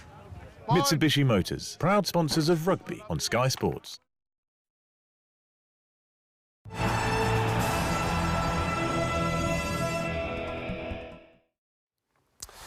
Round 4 of the Champions Cup is beginning to bubble. A fascinating result last night at Scotstoun, where Glasgow Warriors have taken control of Pool 1 off the back of another brilliant performance against the top 14 champions. Finn Russell right at the heart of things. Josh Strauss over for the first of their 3 tries on his 100th game. Glasgow looking good.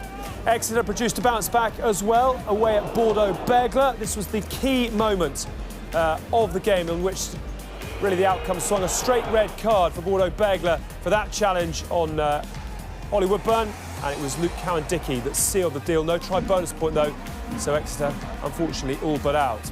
Toulouse made light work of Zebra, as many people would have expected. 54-15, 8 tries at the Stade Ernest Vallon, including that one for the former England international Toby Flood. My word, Leicester left it late at Welford Road. It was Munster who led, as you can see, going into the 79th minute. Niall Scannell with the late try, but Owen Williams kicked 6 out of 6 off the tee, the last of them from inside his own half, almost at the end of the game. And the Tigers are still alive in this year's competition. And we've got an absolute belter going on at the Galway Sports Ground this evening. It's Connacht who need to produce the bounce back off the back of their loss in Coventry last weekend. Wasps have come to play, though both these sides really packed with attacking intent. Nathan Hughes with a big rumble to the line, but Joe Simpson alert to dot down for the opening try. Jack Carty's kicked a couple of penalties to keep the home side right in it, and then right on the stroke of half-time, it was the outside half who put it across for Darnie Poolman to score Connacht's first try of the evening.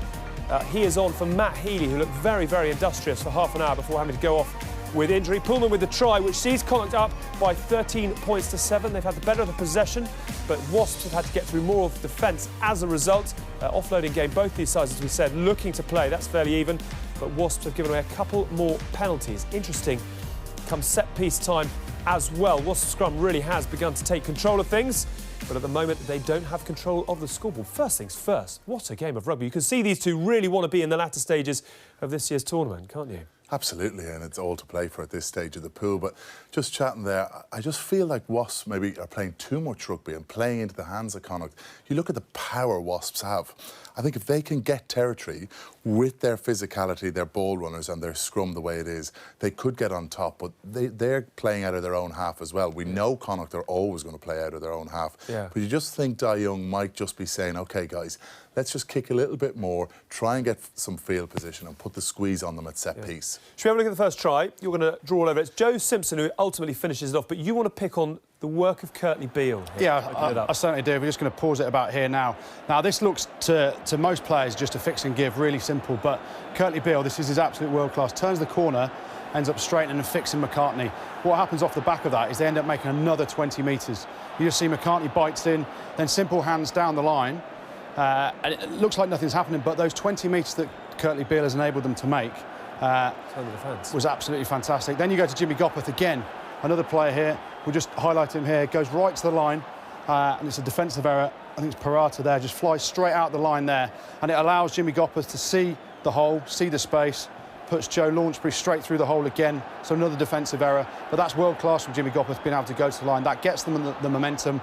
And then we talked about in pre-game, Thomas Young, he's fantastic ball in hand, bounces off the land there, gets another couple of defenders, gets the offload to Hughes, and then for all money you think he's just going to barge his way over here. Some decent last-ditch defence, but Joe Simpson, what a pick-up, what a try.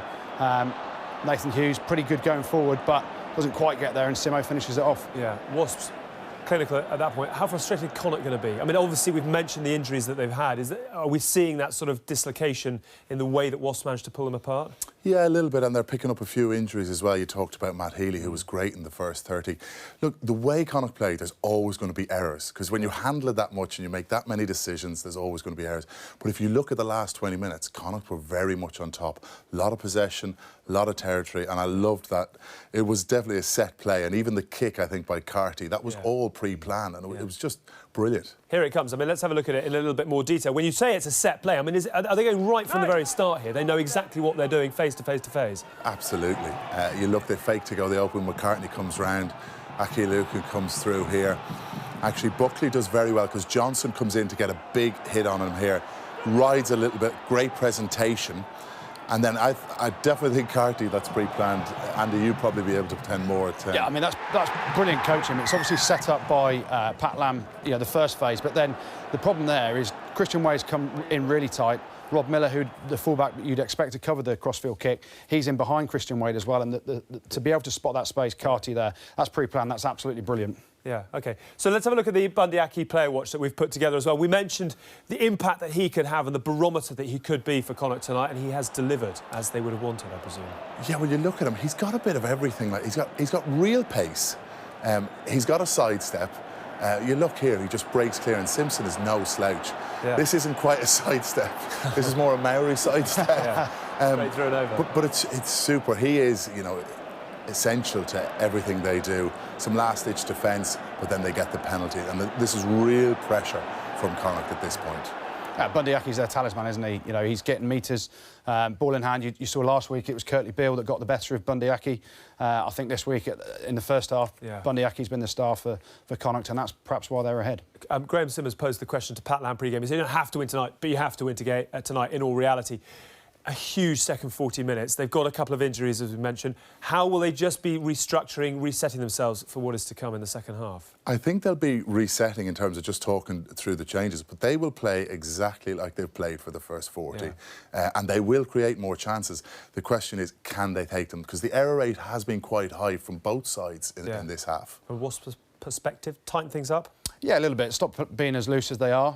They're down on the territory and the possession stats as well. Yeah. So Dai Young will be talking about going back to basics, using that scrum power that they found this week. Jake Cooper-Woolley's made a massive difference in the scrum from last week where Marty Moore started. So go back to type, go back to the driving game, kick the corners, and don't get as loose as Connacht are at the minute. Yeah. And I'm sure they'll come up with some tries. OK, we shall see. Fascinating thoughts. Thank you very much indeed. Things have gone well for the Irish provinces so far this year in the Champions Cup, albeit Munster down late at Welford Road. They still came away with a losing bonus point, but Connacht desperate to keep that momentum going. and they are where they want to be, up by 13 points to 7. They have got the big hitters and the big spenders of Wasps a little bit rattled at half-time, a little bit loose from Dai Young's men, as Andy was saying, but so much quality in the visitors, and they will back themselves to come through. It is an intriguing second 40 in store.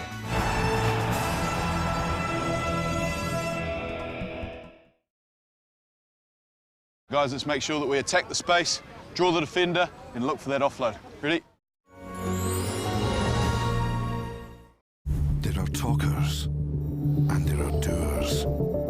Talkers talk. Doers do things that get talked about. Talkers think about the future. Doers are building it now. Talkers can imagine the feeling. Doers know the feeling. With fuel costs from 2p per mile, the 100% electric Nissan Leaf.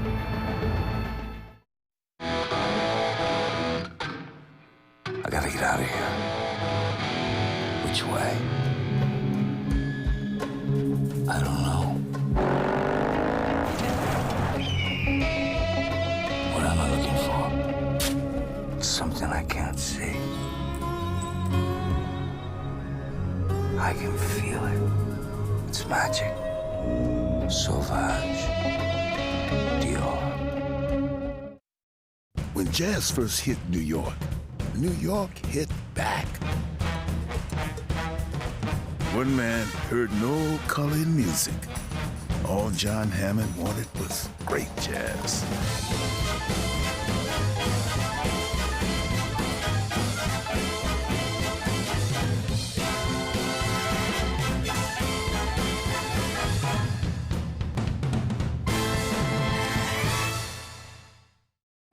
This Christmas, let Sky Arts entertain you with a magical new lineup. Join Andre Rieu for a brand new exclusive series. When a piece of music touches my heart, I know that it will touch your heart. Celebrate the festive period with a concert from the wondrous Sistine Chapel. We head to the West End for Billy Elliot the Musical. Enjoy the life and work of Frank Sinatra. His music was a soundtrack of their lives. And we look back at the artistic icons we lost in 2016. It's very much the end of something, and maybe that means it's the start of something new. So sit back, put your feet up, and enjoy the festive season with Sky Arts.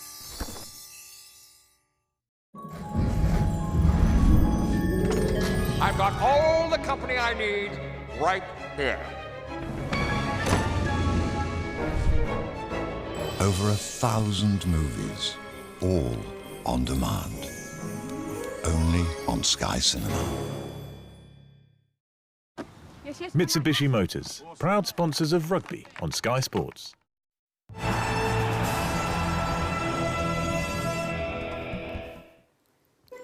A quick check on what we have for you tomorrow. Now, the Scarlets have got to win against Toulon to keep in the hunt in Pool 3. Saracens, of course, the only side 3 out of 3 in that pool at the moment. 12:30 for that one on Sky Sports 4. Fans of Leinster and Northampton might well want to keep an eye on Castres Montpellier as to how that outcome affects your chances. 12:55 for that one by the interactive service. And we've got Clermont against Ulster. What again that should be at the Marcel Michelin from 3 o'clock on 4. All the highlights once again on the on-demand service and via the website as well. A try-apiece at the Galway Sports Ground, but it is Connacht in front by 13 points to 7. Let's hear from the Wasps' backs coach, Lee Blackett, who's ready to talk to Graham Simmons. He is indeed, Alex. Thank you very much. A half of two halves in some ways there. Has momentum slipped away from you, Lee? And if it has, how do you get it back? Look, there were some key messages at half-time. It was obviously disappointing that probably the middle of the half where we were down there, we came away with nothing, and Connacht went down there and managed to collect that try at the end. But we're happy with how many opportunities we created in that half. We're just disappointed that we didn't take it. You've shored up your scrum pretty well, which was a problem last week. Penalties, though, are still hurting you, aren't they? Yeah, they are, and that's going to be a big focus this half. But we kicked them deep last week. In the first half, we kicked them deep, and they still played. So going into a win, you expect them to play from even deeper this time. So our discipline's key. The wind seems to have changed direction. I don't want to worry you, Lee. The wind seems to have changed direction. You might actually be played into the wind second half in a row here. Yeah, well, let's hope not. To be fair, for a Connacht, really, this isn't a win. And in terms of the bench, I mean, do you feel that you have an advantage there, and as the game wears on, that's to your favour rather than theirs? Yeah, we pride ourselves, all the work they do with the strength and conditions, we pride ourselves on our fitness, and that's also the bench coming on. They made a massive impact last week, we're delighted, and we hope for the same again today. All right, Lee, good to talk to you. Thank you very much indeed. Mark Stewart, back to you. Thanks, Graham. Yes, the Beaufort scale of wind speed has a slightly different calibration in these parts, doesn't it? This is just, well, it's not even registering. This is a perfect summer's day in December here. There you can see that is not wind. It was when it rips the marquee off and Alex Payne goes scurrying for cover. That is wind here at Galway. Ospreys won here in September. Since then, Connacht have won their last 5 on this ground. It's a home that's starting to become formidable again. But in European competition, got that win against Quins, a narrow one all those years ago, 9 points to 8. At their only victory against English opposition in the Champions Cup on this ground. And if you remember, 3 years ago, Saracens came here before the Connacht explosion and all that happened in their run-up to the Pro 12 title last season. The Saracens walked away with a narrow win, 6 points their advantage that evening, 23-17, and 6 points the advantage for Connacht at half-time here against the Wasps.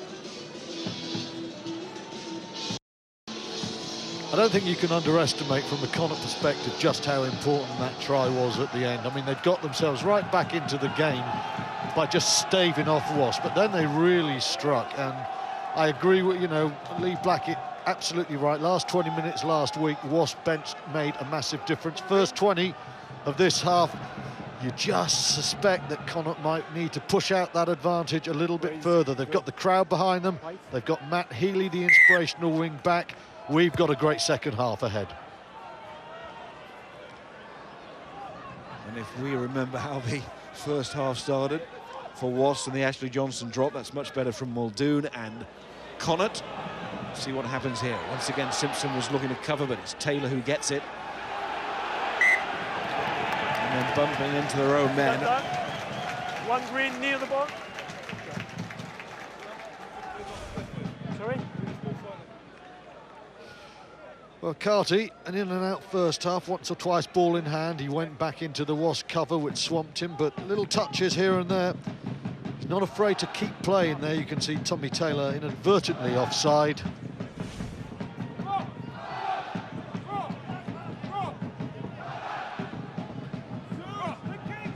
Jake Cooper-Woolley did make a big difference, put in pressure.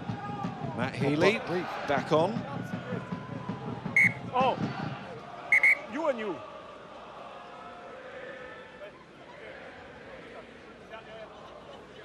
Only 2 players speak on the pitch. You and you. Let's go, Coop. Let's go, Coop. Silence of the loose head. Stay now. It's Buckley on the loose for Connacht. Cooper-Woolley on the tight for Wasps. Crouch. There is the battle between the two, right in front of our eyes. Set. Stable. The gentle fields of Athelride sweeping round the ground. Use it now. Marmion, Bundyaki, O'Halloran, Healy.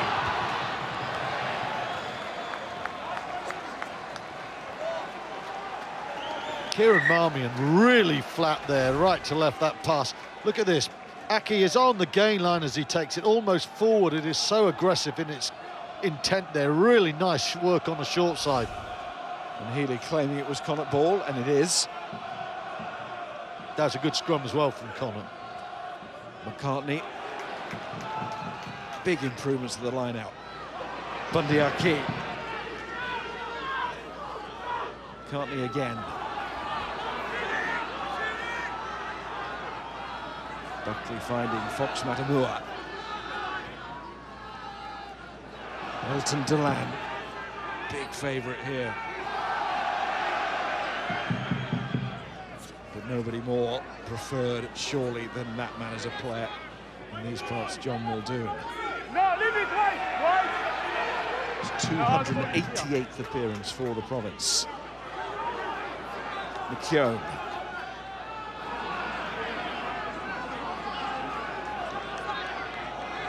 Good driving play here from Delan again. Marmion, O'Halloran, Bundyaki, loose, but not forward.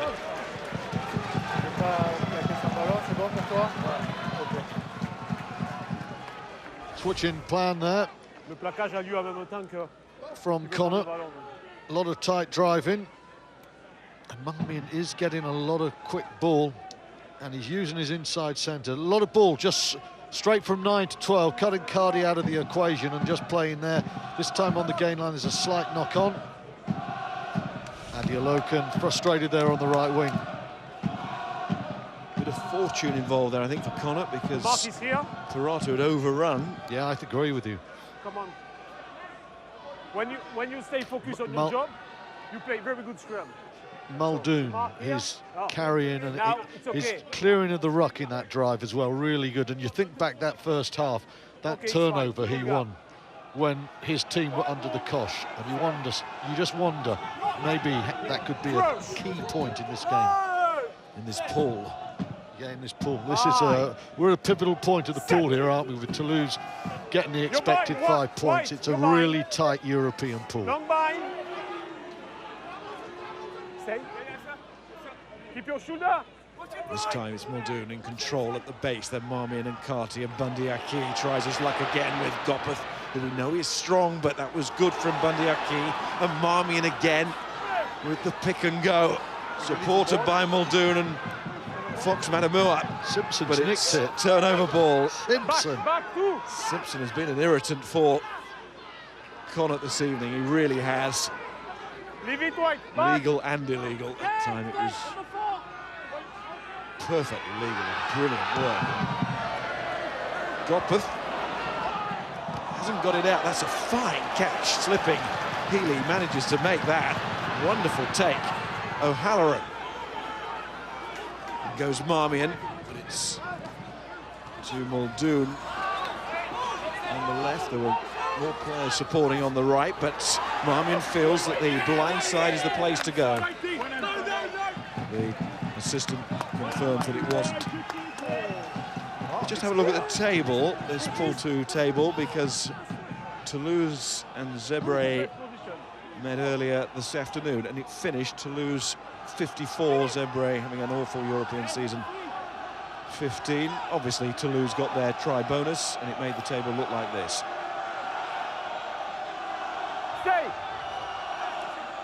And that, as it stands with the Wasps match point that they have at the moment, the losing bonus point, and Connacht would be a win as it stands. 13 points all around. In a sense, this story is gathering nicely here, and we have more to say at the sports ground this evening. Dai Young looking on, he could be involved in the White on the line. The pool of pool stages you suspect in this on the line, White. 2016-2017 season. Will Wasps rue the fact they had that lead against Toulouse, and Toulouse came back and drew it. Will still look a strong team, but it's getting very tight here. Both sides, of course, involved here still have another Zebre up their sleeve. Toulouse have used both of theirs. Sounds like a free card, but that's exactly what it is at the moment against the Italian team, I'm afraid. Fox Matamua to O'Halloran and Healy. And Pullman did his job when he came on, super finish. But Healy looks dangerous again, but Simpson is certainly doing his job at 9 for Wasps this evening. He covers brilliantly, he reads the game well, and he's got that excessive pace. That was great play from Simpson. He's getting it out again to Johnson. And Beale. Good tackle. Simpson again. Gopeth. And that is out on the full. And by quite a distance from Jimmy Gopeth. Well, he's hit that one a long one. You don't often see that from Jimmy Gopperth. He doesn't make many errors. Joe Simpson's covering work, brilliant there. That could easily have been a penalty. If you see where this tackle is on Simpson, no intent there from Healy. Sort of hardly makes a contact, so Simpson gets away with it. Brilliant defensive work. Blimey, if that's a penalty, we're all in trouble. I know what you mean. It could easily have developed into one.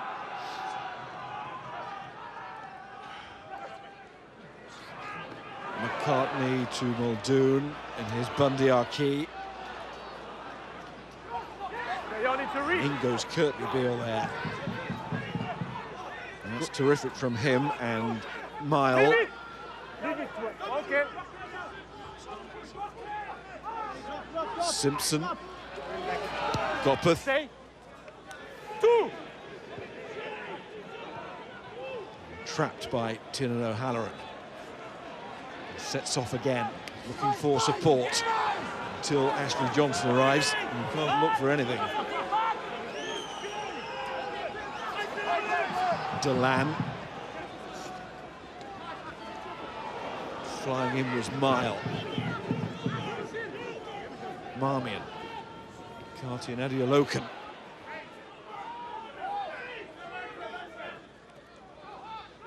Carty again, Muldoon. Getting a bit deeper here, Connacht being forced deeper, but not now as O'Halloran goes. And then McKeown. Strong barge from him. Carty, Roux. Adeoloken from O'Halloran. And here's Launchbury and Mile standing him up. Connacht trying their best. And they did well in reply. Back goes Wade. Didn't call for the mark.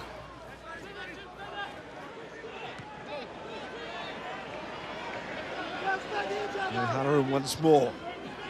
So much ball in play again, as was the case in the first half. Marmion, lovely little snipe down the short side. Keeps looking for it. Delan. Muldoon. Here comes Carty. Firing onto that. Taylor tries to disrupt and does a really good job. Initially with boot and then on the floor. Simpson. It's a wonderful scrap between these two. Johnson. Hughes and Wade. Wade. All eyes on the assistant again, but Wade knew exactly where the touchline was. Johnson. Cooper Woolley involved. Gopperth. Simpson. Beale wide. On comes Miller. Bassett drops it.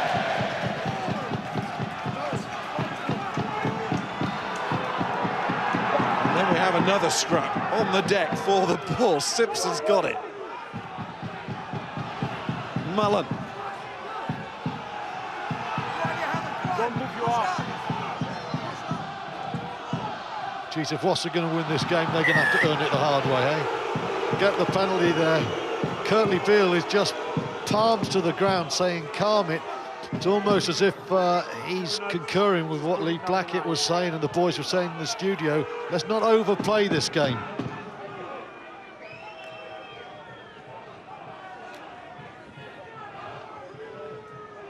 Great defensive read from Beale a couple of minutes ago and a lovely snipe from Kieran Marmion. Yet again, what Wasps haven't done is slow Marmion's speed of ball down from the breakdown. It's quick, and with quick ball, he's balls out. 10 metres to go, and he's outside Hughes. Hughes gets the tackle in, but not before the scrum half has caused carnage. There's another certainty here, Stuart. Both sets of players will be exhausted at the end of this match.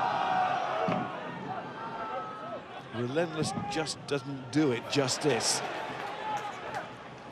Simpson, Taylor. Simpson again. There's Young, Gopperth over the top of Muldoon. Falls for Bassett, makes no mistake this time. But Delan nails him with another tough tackle.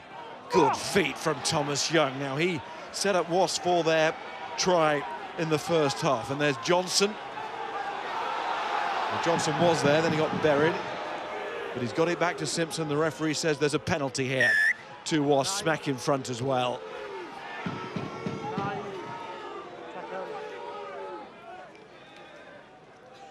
Easy 3 points if Jimmy Gopperth wants to take it, or rather if Joe Launchbury tells his fly half to take it. And that's exactly what he does with just under half an hour to go. Wasps look like to get first blood. Once again, Thomas Yode, superb feet, very powerful, and a change of pace as well. Gets himself beyond Finlay Beale, who holds him, and Ashley Johnson so often on hand, along with Nathan Hughes.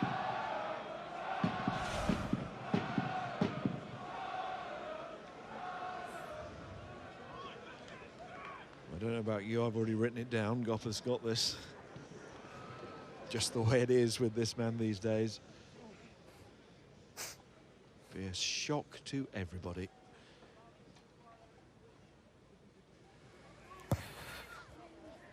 Driven through the middle. Getting awfully tight. Dan Robson now going to come on for Joe Simpson. Simpson's run himself into the ground. He's skagged around defensively. He scored a good try. Dan Robson didn't have his finest game last Sunday, but he's a classy player. He's in England contention, and most of this season he has been Wasps' #1 scrum half. He's out to impose himself. And for Connacht, Sean O'Brien is on. Owen McKeown is off. O'Brien was covering lock last week. He's covering back row this week. And Lewis Stevenson on the bench. And a big, tall, strong presence to come on. And there is... Ron Stewart was talking about Robson. And Robson replacing Joe Simpson at scrum half.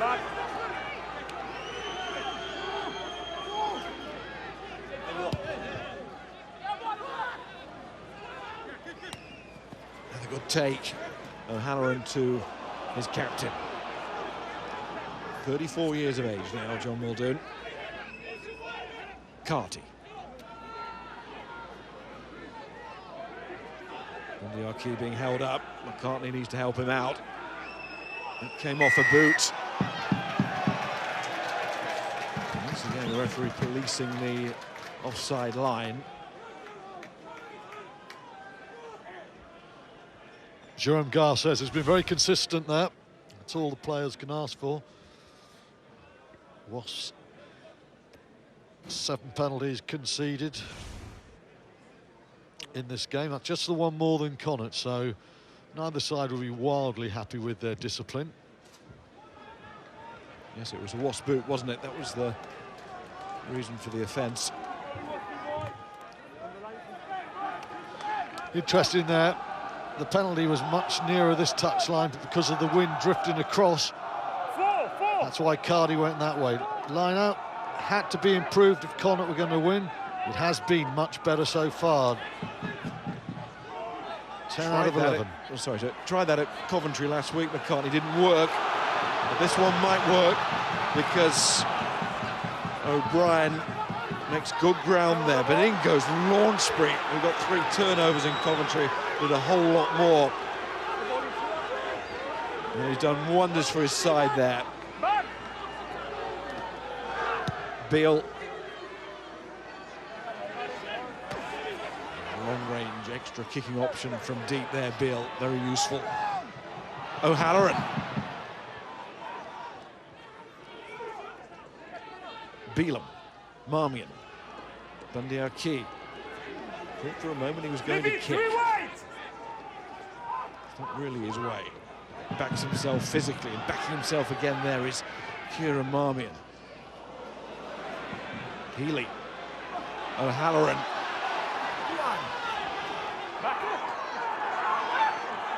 It's good driving through by Bassett. Referee again, hands on hips. Bassett checking it's fine, but also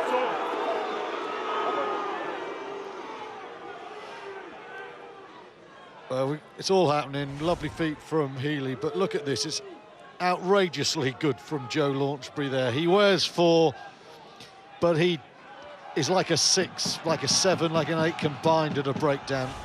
Wonderful. Bassett was trying to make a case that it was a Wasps line-out, but referee and assistant having none of it. Good drive. Fox Matamua is the man in the blue headgear at the base. And Launchbury comes through it again. He's got arms everywhere, hasn't he? Reads it brilliantly in the tight. Here's Adeolokan just leaving it to the scrum half, Marmion. Dropped by Roux. It's another one for Watson Launchbury. Robson wanted it quickly, that has been denied, but still has it. Gopeth, Beale, Acken and Miller, Wade.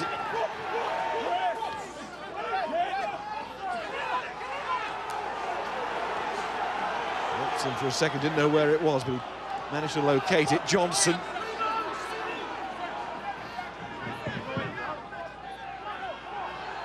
That's a difficult one for Mile. He's done really well there. Big man had a long way to go down. Great pick up that. Gopeth. Adeolokan will have this. The home crowd will will him on to go forward here and quickly. And he's gone into Cooper Woolley, who has taken a tumble himself. Crowd don't like the challenge from Cooper Woolley, but clearly both players had collision. Suffered.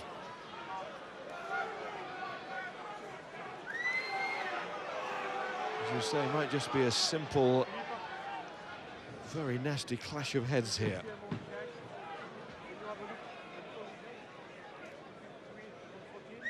Referee wants to check the nature of the challenge. Yes, we look at the collision between 3 white and 14 green.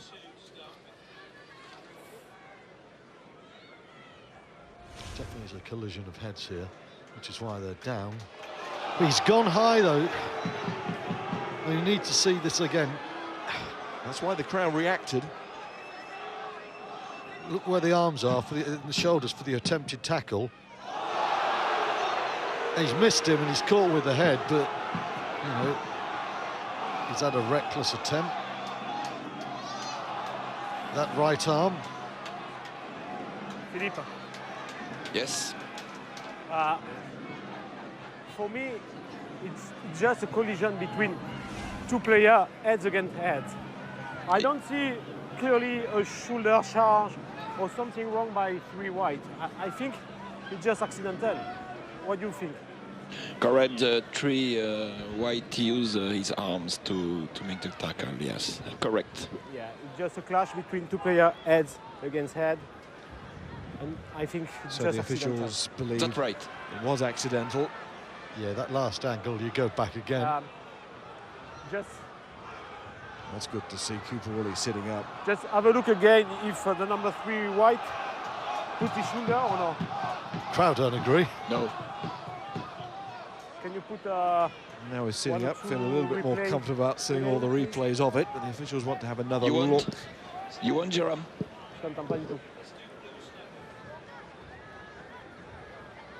It's a really nasty collision. Jerome, look. That right arm, you know, does go, it goes high. That's not the angle. We cannot see because we have a white player in front of us. Seem to reach their conclusion, but now there, you see more. Ouais. He uses his arms. Yeah. Matt sort of flings it into his face. No. For me, it's more accidental. Head injury assessment for Cooper Woolley. Yeah. Okay. An ugly challenge, let's call it that, no more. I don't see clearly something wrong. Yeah. I think it's just a clash head against head. Yeah. Okay, so... No, it's fine. It's fine, it's fine. It's what I want to deal with. It's yeah. So, okay? You understand? Yes. So it will be a scrum for green. Yeah. Nice, break ball.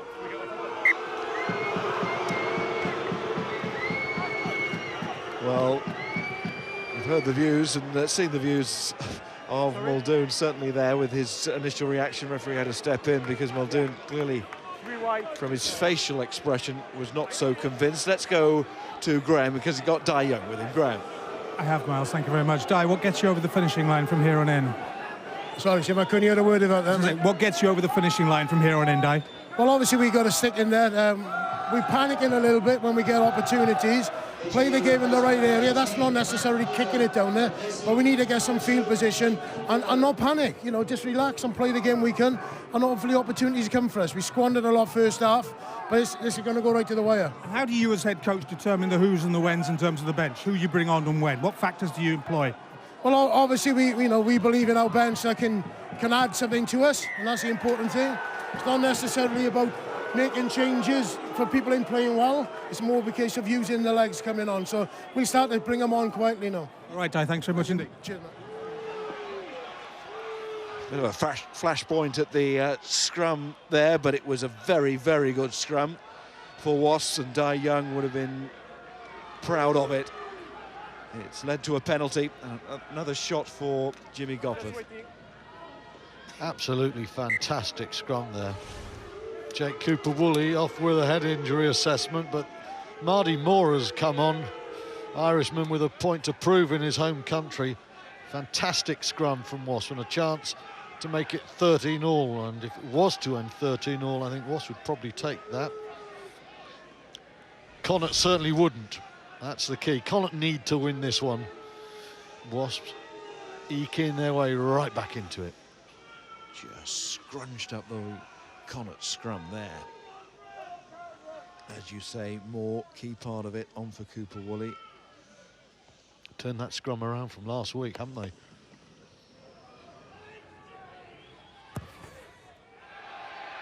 Well, we said that Gopperth doesn't miss, but he's missed there. Just that little bit further out and on the angle. So nothing for Wasps from the scrum. See that Connacht are about to make changes there themselves. Connacht Carey on the bench. You're off it now and ready to come on. There's Bundy Aki to O'Halloran, and he no-look pass finds Fox Matamua, and Wade almost takes him down the tunnel. Miles, that is absolutely brave and brilliant play there from Connacht. That ball comes off the post and you're thinking they must kick this one off. The Wasp pressure was on, and the quality of the passing on that counter were absolutely superb from everyone there. Fox Matamua could have done with having Healy on the outside, but again, Aki just holds them.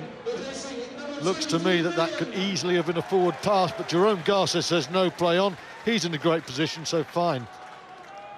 Very brave rugby there from Connacht, and very accurate rugby. Robson, referee almost in the way there. Taylor, inside the final quarter.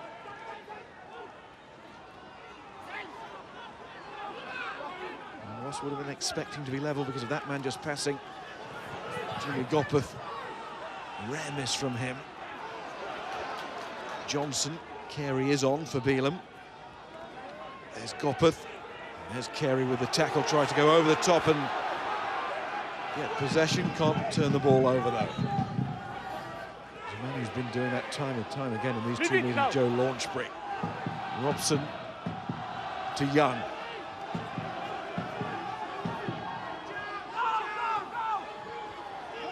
Ashley Johnson.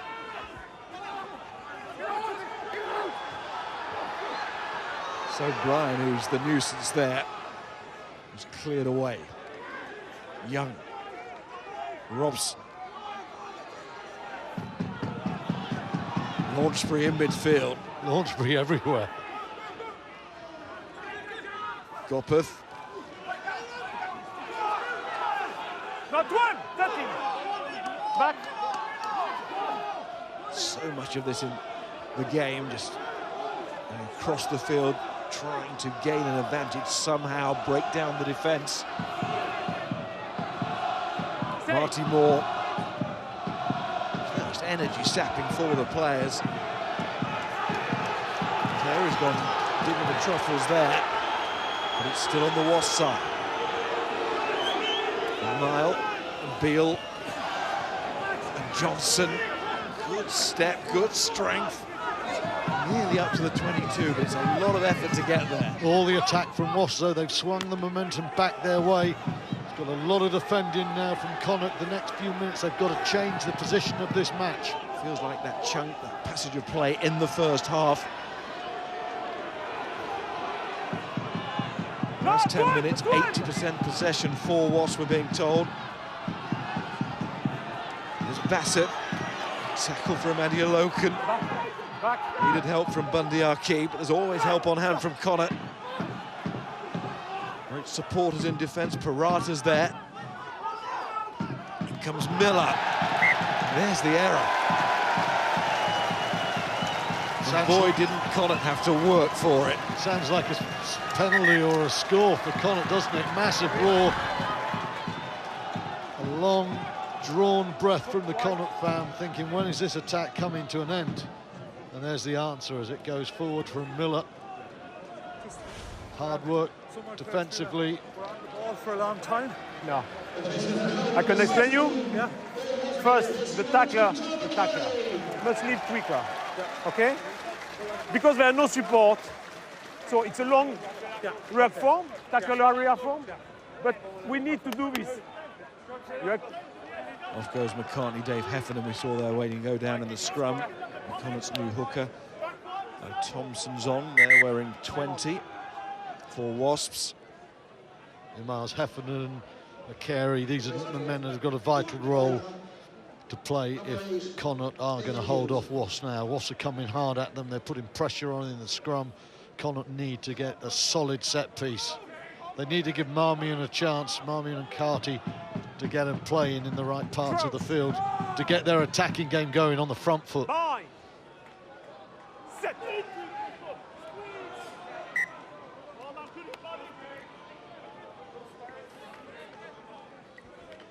So much riding on the next quarter of an hour and a little bit for these two teams. Their European hopes this season. Certainly for Connacht as the home side, having lost last week. Their chances right on the line here, you feel? Yeah, it wouldn't be impossible for them to lose and come out of the pool, but they're going to have to go to Toulouse and definitely get a win. And then maybe it'll be in the hands of other runners-up as well. Yeah, they really need to win. A Wasps win will put them in A1 position for a home quarter-final. Marmion and Carty. There's Parata. Again, they're running it out. Healy. Don't get much change out of Wade, though. Not on the outside either. We're hearing that Jake Cooper-Woolley will not come back on. Head injury assessment has been failed. Wade ultimately is the one to drop it.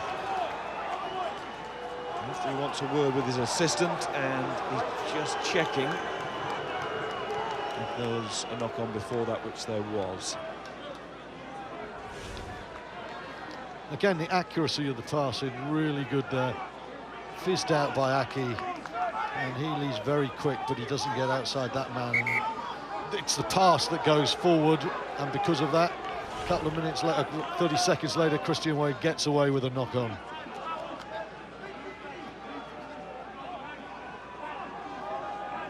.15 minutes to go. We've seen Connacht, haven't we, on the back foot sometimes really struggling. They've got supporters in black tie, so Simo said it was an operatic sunset before the kickoff. There's a man heading to the opera. Table for one. Maybe he's the waiter.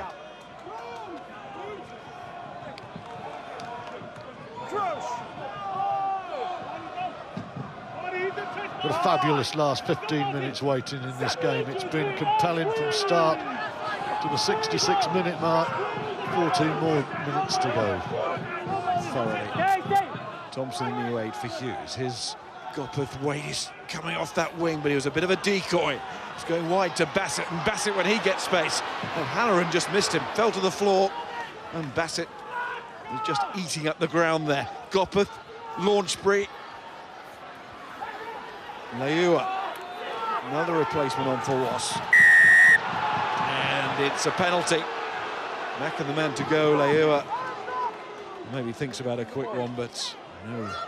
Gopeth missed the last one, but surely not this one. And all that possession, all that territory is going to be turned into points now. He's a big, strong runner, isn't he, Bassett? O'Halloran slips. And it takes a good tackle by his opposite man there, Adeolokan, to bring him down. He runs a very straight line, doesn't he? I feel he's running a straight line towards the England Saxons.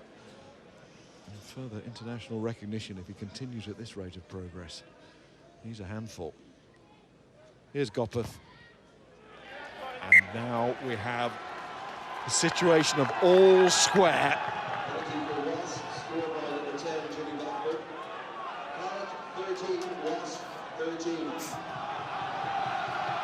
Tense and worrying times for when he departs at the end of the season. Pat Lam, young, feeling those nerves as well. No points for Connacht in this second period. Not much territory either, not much possession. They have to turn it around. They did in the first half. Can they do it this half? At the moment, Wasps are just starting to take a minor degree of control, but at least Connacht, from their point of view, have got Wasps back in their own 22, and they've got to keep them there for a bit. So that's how the draw changes the look of the table. It's not a big change, really. Connacht still have that Zebre match in hand to come, but Stuart was saying that away trip to Toulouse looming at the end. Toulouse, who they beat here narrowly. That's a poor kick from Carty. Wade was waiting for it. That's really wasted some possession. Christian Wade, not the greatest kicker, but it's sort of back where we started. It's a kick that fly-halves love here because the wind tends to blow from right to left the way that kick went, but that one was way too far infield, an easy meet for Wade. Bit of encouragement there from Bundyaki to his fly-half Jack Carty. Conor Carey's gone down. Did so much good last week, including that storming run upfield. Yeah, but his scrummaging was absolutely superb. It was extremely potent. They need him to stay up. Bundyaki, he makes the odd error, but he is talismanic. He carries that gain line. His passing is very swift and accurate. And there's no doubt at all, if last week Curtly Beale edged the battle of the 12s, his just raw determination and rugby skill has given him the edge today.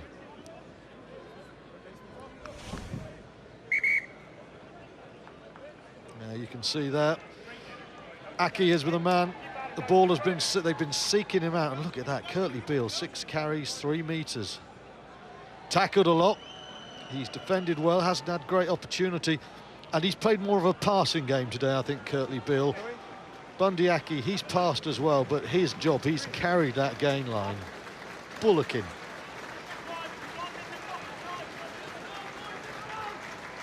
Carey's going to have to go. Yeah, that's a shame. That's a shame. Beale to come back on. And there he is. Australian-born Irish internationalist Sean O'Brien.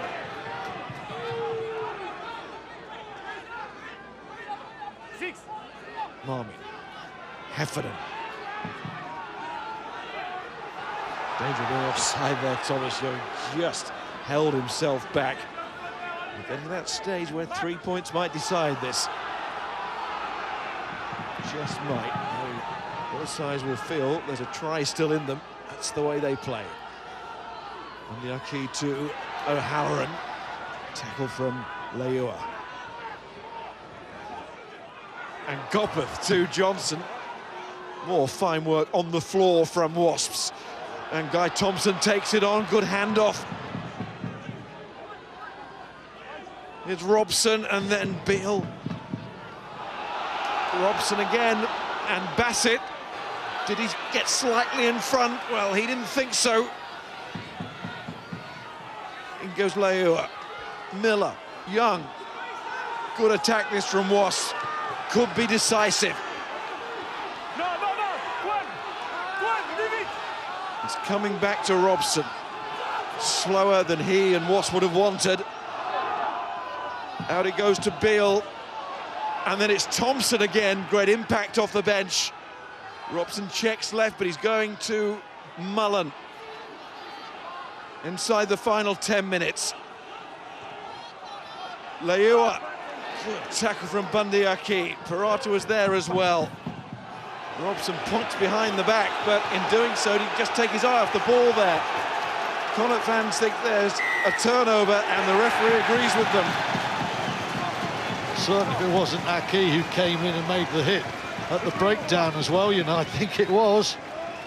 Some great play there from Wasps.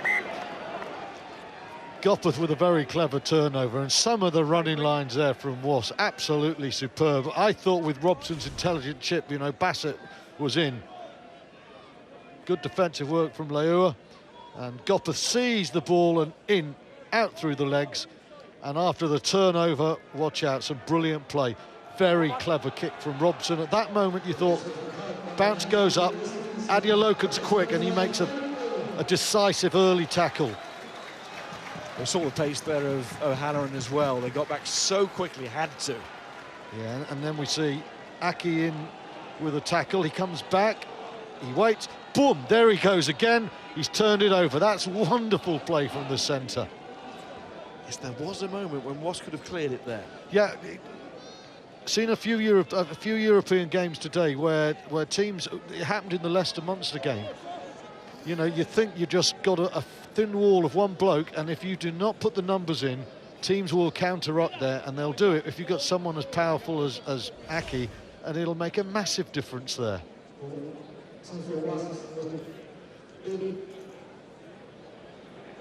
Bill's okay. Stevenson on for Connacht. Lewis Stevenson, former Ulsterman, had 2 spells with his home team. He's also played in England with Exeter, wasn't he? Harlequins and Exeter. Yeah. First the Chiefs, then the Quins. That's the right way round. Well, Finlay Beelan, he thought his day's work was done. I hope he didn't start to cool down too much, because he's got a hell of a scrum now on for Connacht. Connacht where they cannot afford to be. Draw's not the end of the world. Defeat is probably the end of their chances, and they're 95 metres from the promised land. It's being put on again by the Wasp scrum. Great effort. Robson, wide. Bassett, great score. They have had to work so hard. And they also know if they're serious about winning trophies like this again, they have to master days like these, and that try could be that decisive moment that we've been talking about. Well, it's a superb pass in. Aki, who's given everything there, nothing he can do. The power of the Wasp pack has made all the difference there. One against the head, 5 metres from their line. That's a great pass, and that's a strong finish. But that try, it belongs to this moment. Marty Moore and company just make an absolute mess. Marmion comes around. It's quick turnover ball there. Superb pass from Robson, and Adeolokun, who's tackled his heart out, can't stop the left winger from there.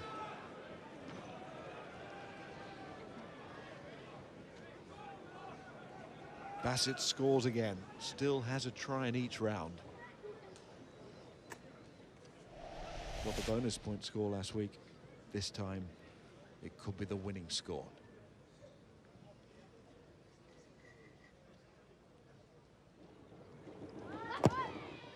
Gopeth just tries to make it a little bit more difficult for Connacht. He can't, but it is still very difficult. Well, Josh Bassett celebrates now, scoring 4 tries in 4 matches, 1 every game. And he did need to finish that one off, you'd expect that. Wait, please. No, it belonged to the pack, not to Bassett.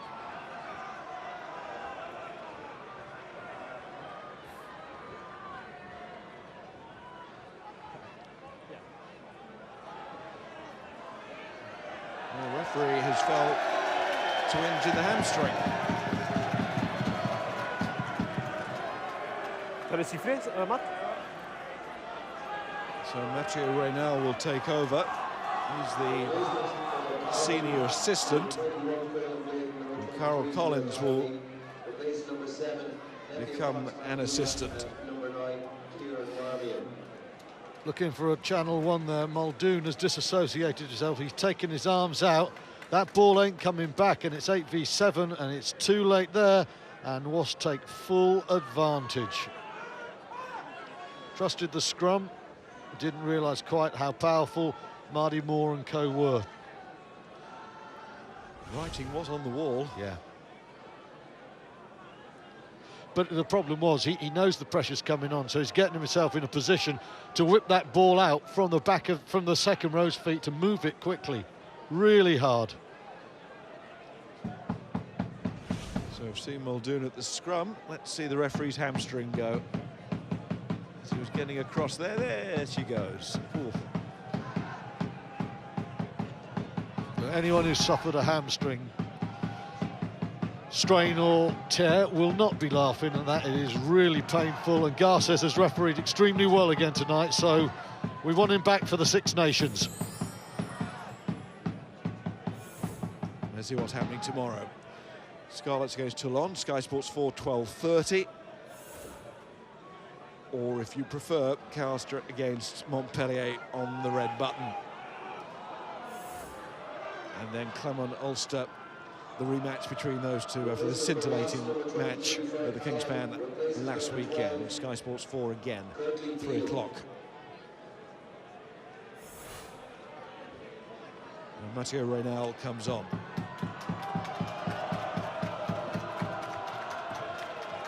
Or takes centre stage, we should say.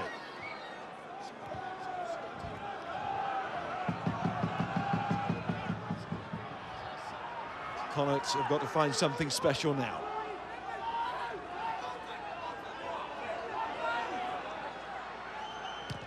Robson. O'Halloran. There's Alex Reeder, who's come on and he's back the line. Added even more ballast.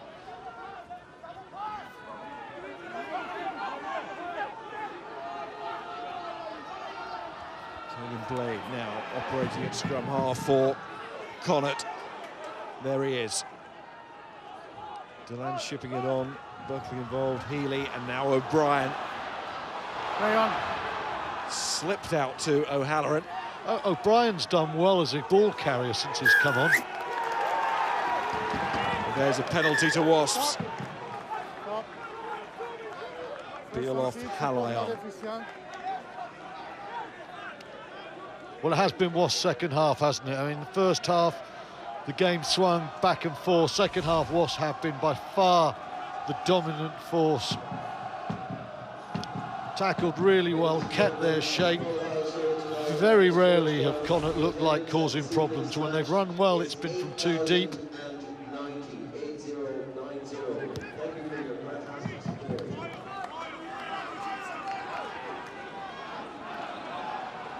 That's what you right at the top, Young and Johnson. You want that from your back rows, don't you? Muldoon up there as well. Mullen, credit there for a prop forward. And, you know, he had a hard time last week. He's bounced back pretty well. Taylor in, 2 mile. Penalty Connacht.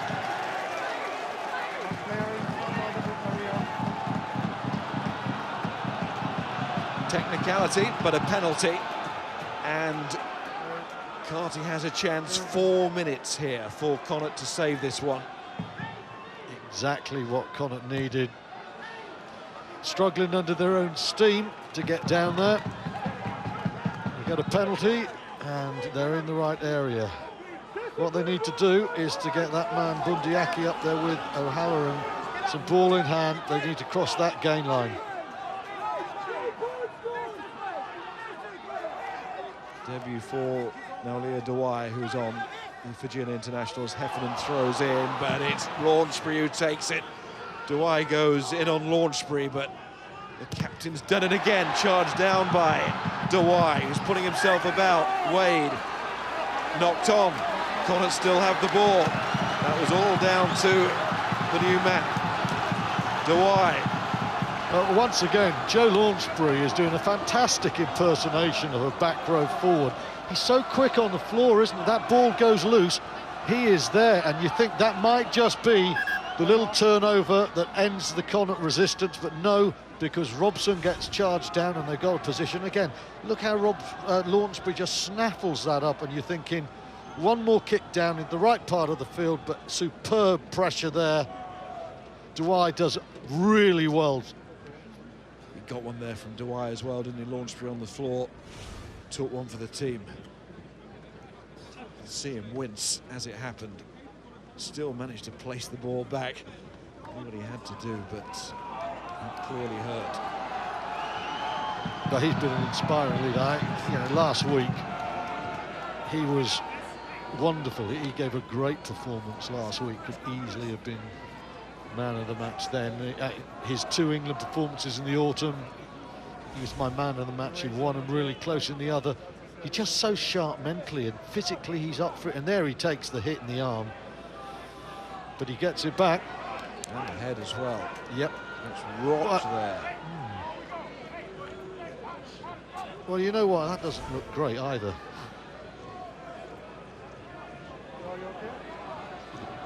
Referee want to see it again?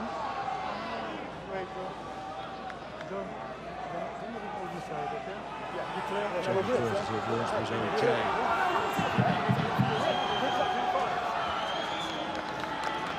Very determined to go on. He's been checked by the medic.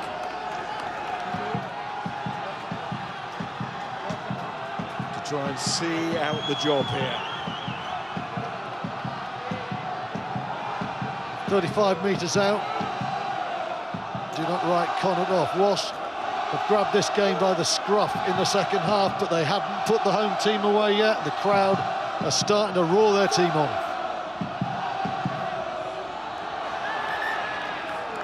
That power coming on again from the Wasps scrum. The boss on the side, the boss collapsing together. Scrum again. Just no early push, okay? We work on One stability. more from Wasps here. Yeah. And that might be it. Okay, stay straight. No side step, stay straight. That's why Launchbury wanted to be part of it. Let's go. It's been immense again, the Wasps captain. Crutch! We've talked about him, what he's done on the floor and turnovers, but he's right in that engine of the scrum, and it's a scrum that has been outstanding today. Still work to do. Connacht will look to get this away quickly. Can their backs do it? Connacht nearly getting in the way, Carty, or was it vice versa? Barata.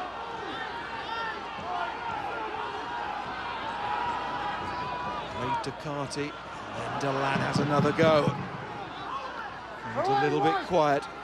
They'll be roaring if they get inside the 22. Might start the roar now as O'Halloran finds Barata. Barata against Bassett. Here comes the noise. Blade. Delan. Wasps need a defensive set here to win the match, and Thompson has it.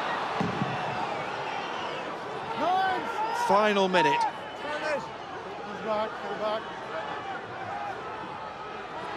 Look at them all ready to do their job. Reader. Good carry. Away, John. Move away. He's back. Guy Thompson has had an immense impact off the bench. He's been brilliant. There he is again. Ball is here. Away. Clock ticking. Told to use it.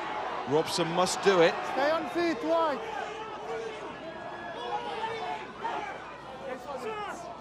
Desperation now. The calls from Connacht reflecting that. Robson short again. In goes O'Brien. Needs to be careful. It's that man Thompson again with it. Hands all over it. That is going to be a penalty. They've got one last chance now. They've already got the losing bonus point. It's all about the try here. Can't go to touch. We're over the 80 minutes. Muldoon's asking The new that rule, question. you're allowed to go to the corner and you've time. Yeah, you're allowed to go to the line out and then have the throw. Yeah. Of course, that's international. It's the new directive, isn't it? And I won't name the Heineken man of the match quite yet. It could swing. What a moment. Muldoon and his men. Stevenson takes. Can Connacht pull this one out?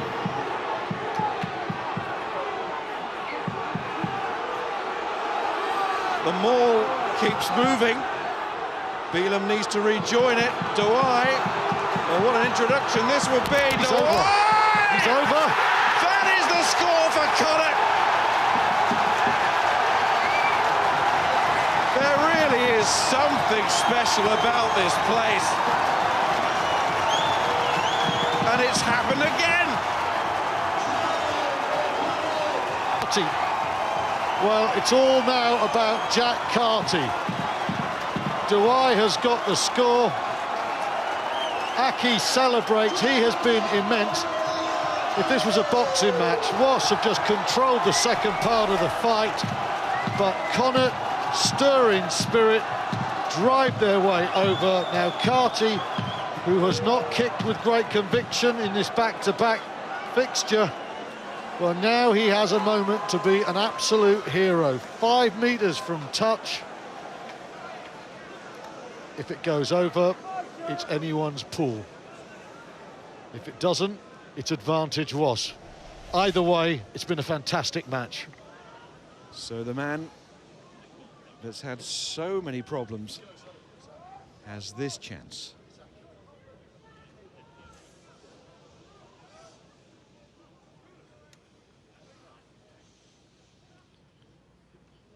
Before the game, the stats looked like that.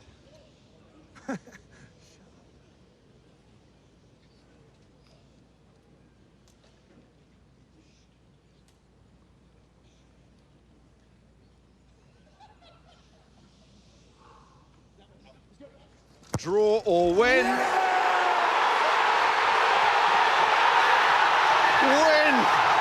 for Connacht. The Pro 12 champions show exactly why they won that title. Another team suffers here at the sports ground. This time it's one of England's finest, and the place is shaking.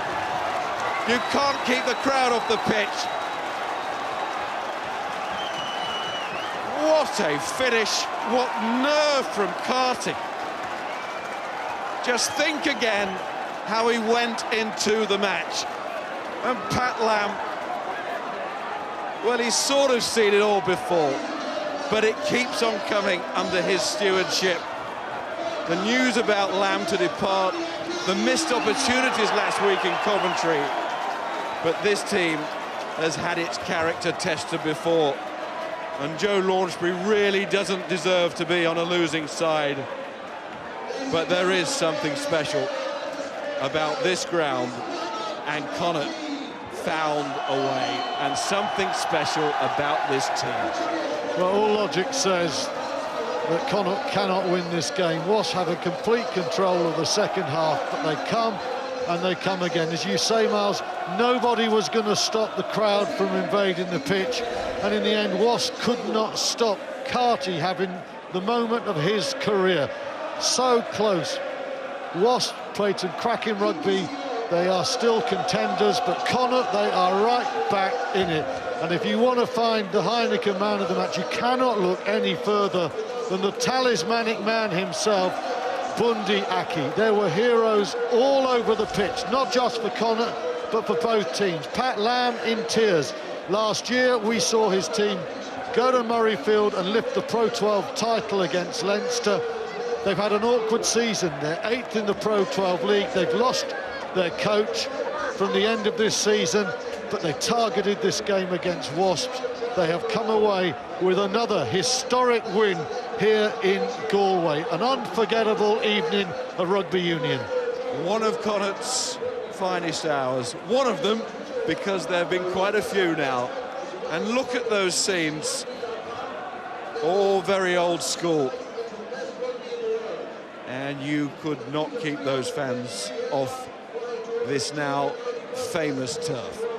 Jack Carty, what an effort, considering how he went into the game, the question marks about that kicking, and to come up with that kick right at the end. Great credit to the man. And Carty is down there amidst all of this with man of the match, Bundy Aki. There they are. And they are with Graham. We are somewhere down here in the madding crowd. Jack Carty, in your dreams, does every game finish like that? Jesus, look, when we had the kick to the corner, you know, fair dues to the forwards getting over in there in the end. Look at this support, like, it's absolutely phenomenal. Thanks to everyone for coming out, and we're going to see you again when we play Munster on New Year's Eve. Come on, talk us through that kick, Jack. You're right out on the touchline. You're either a cockerel or a rooster or a feather duster. What are you thinking? Yeah, look, obviously my kicking probably has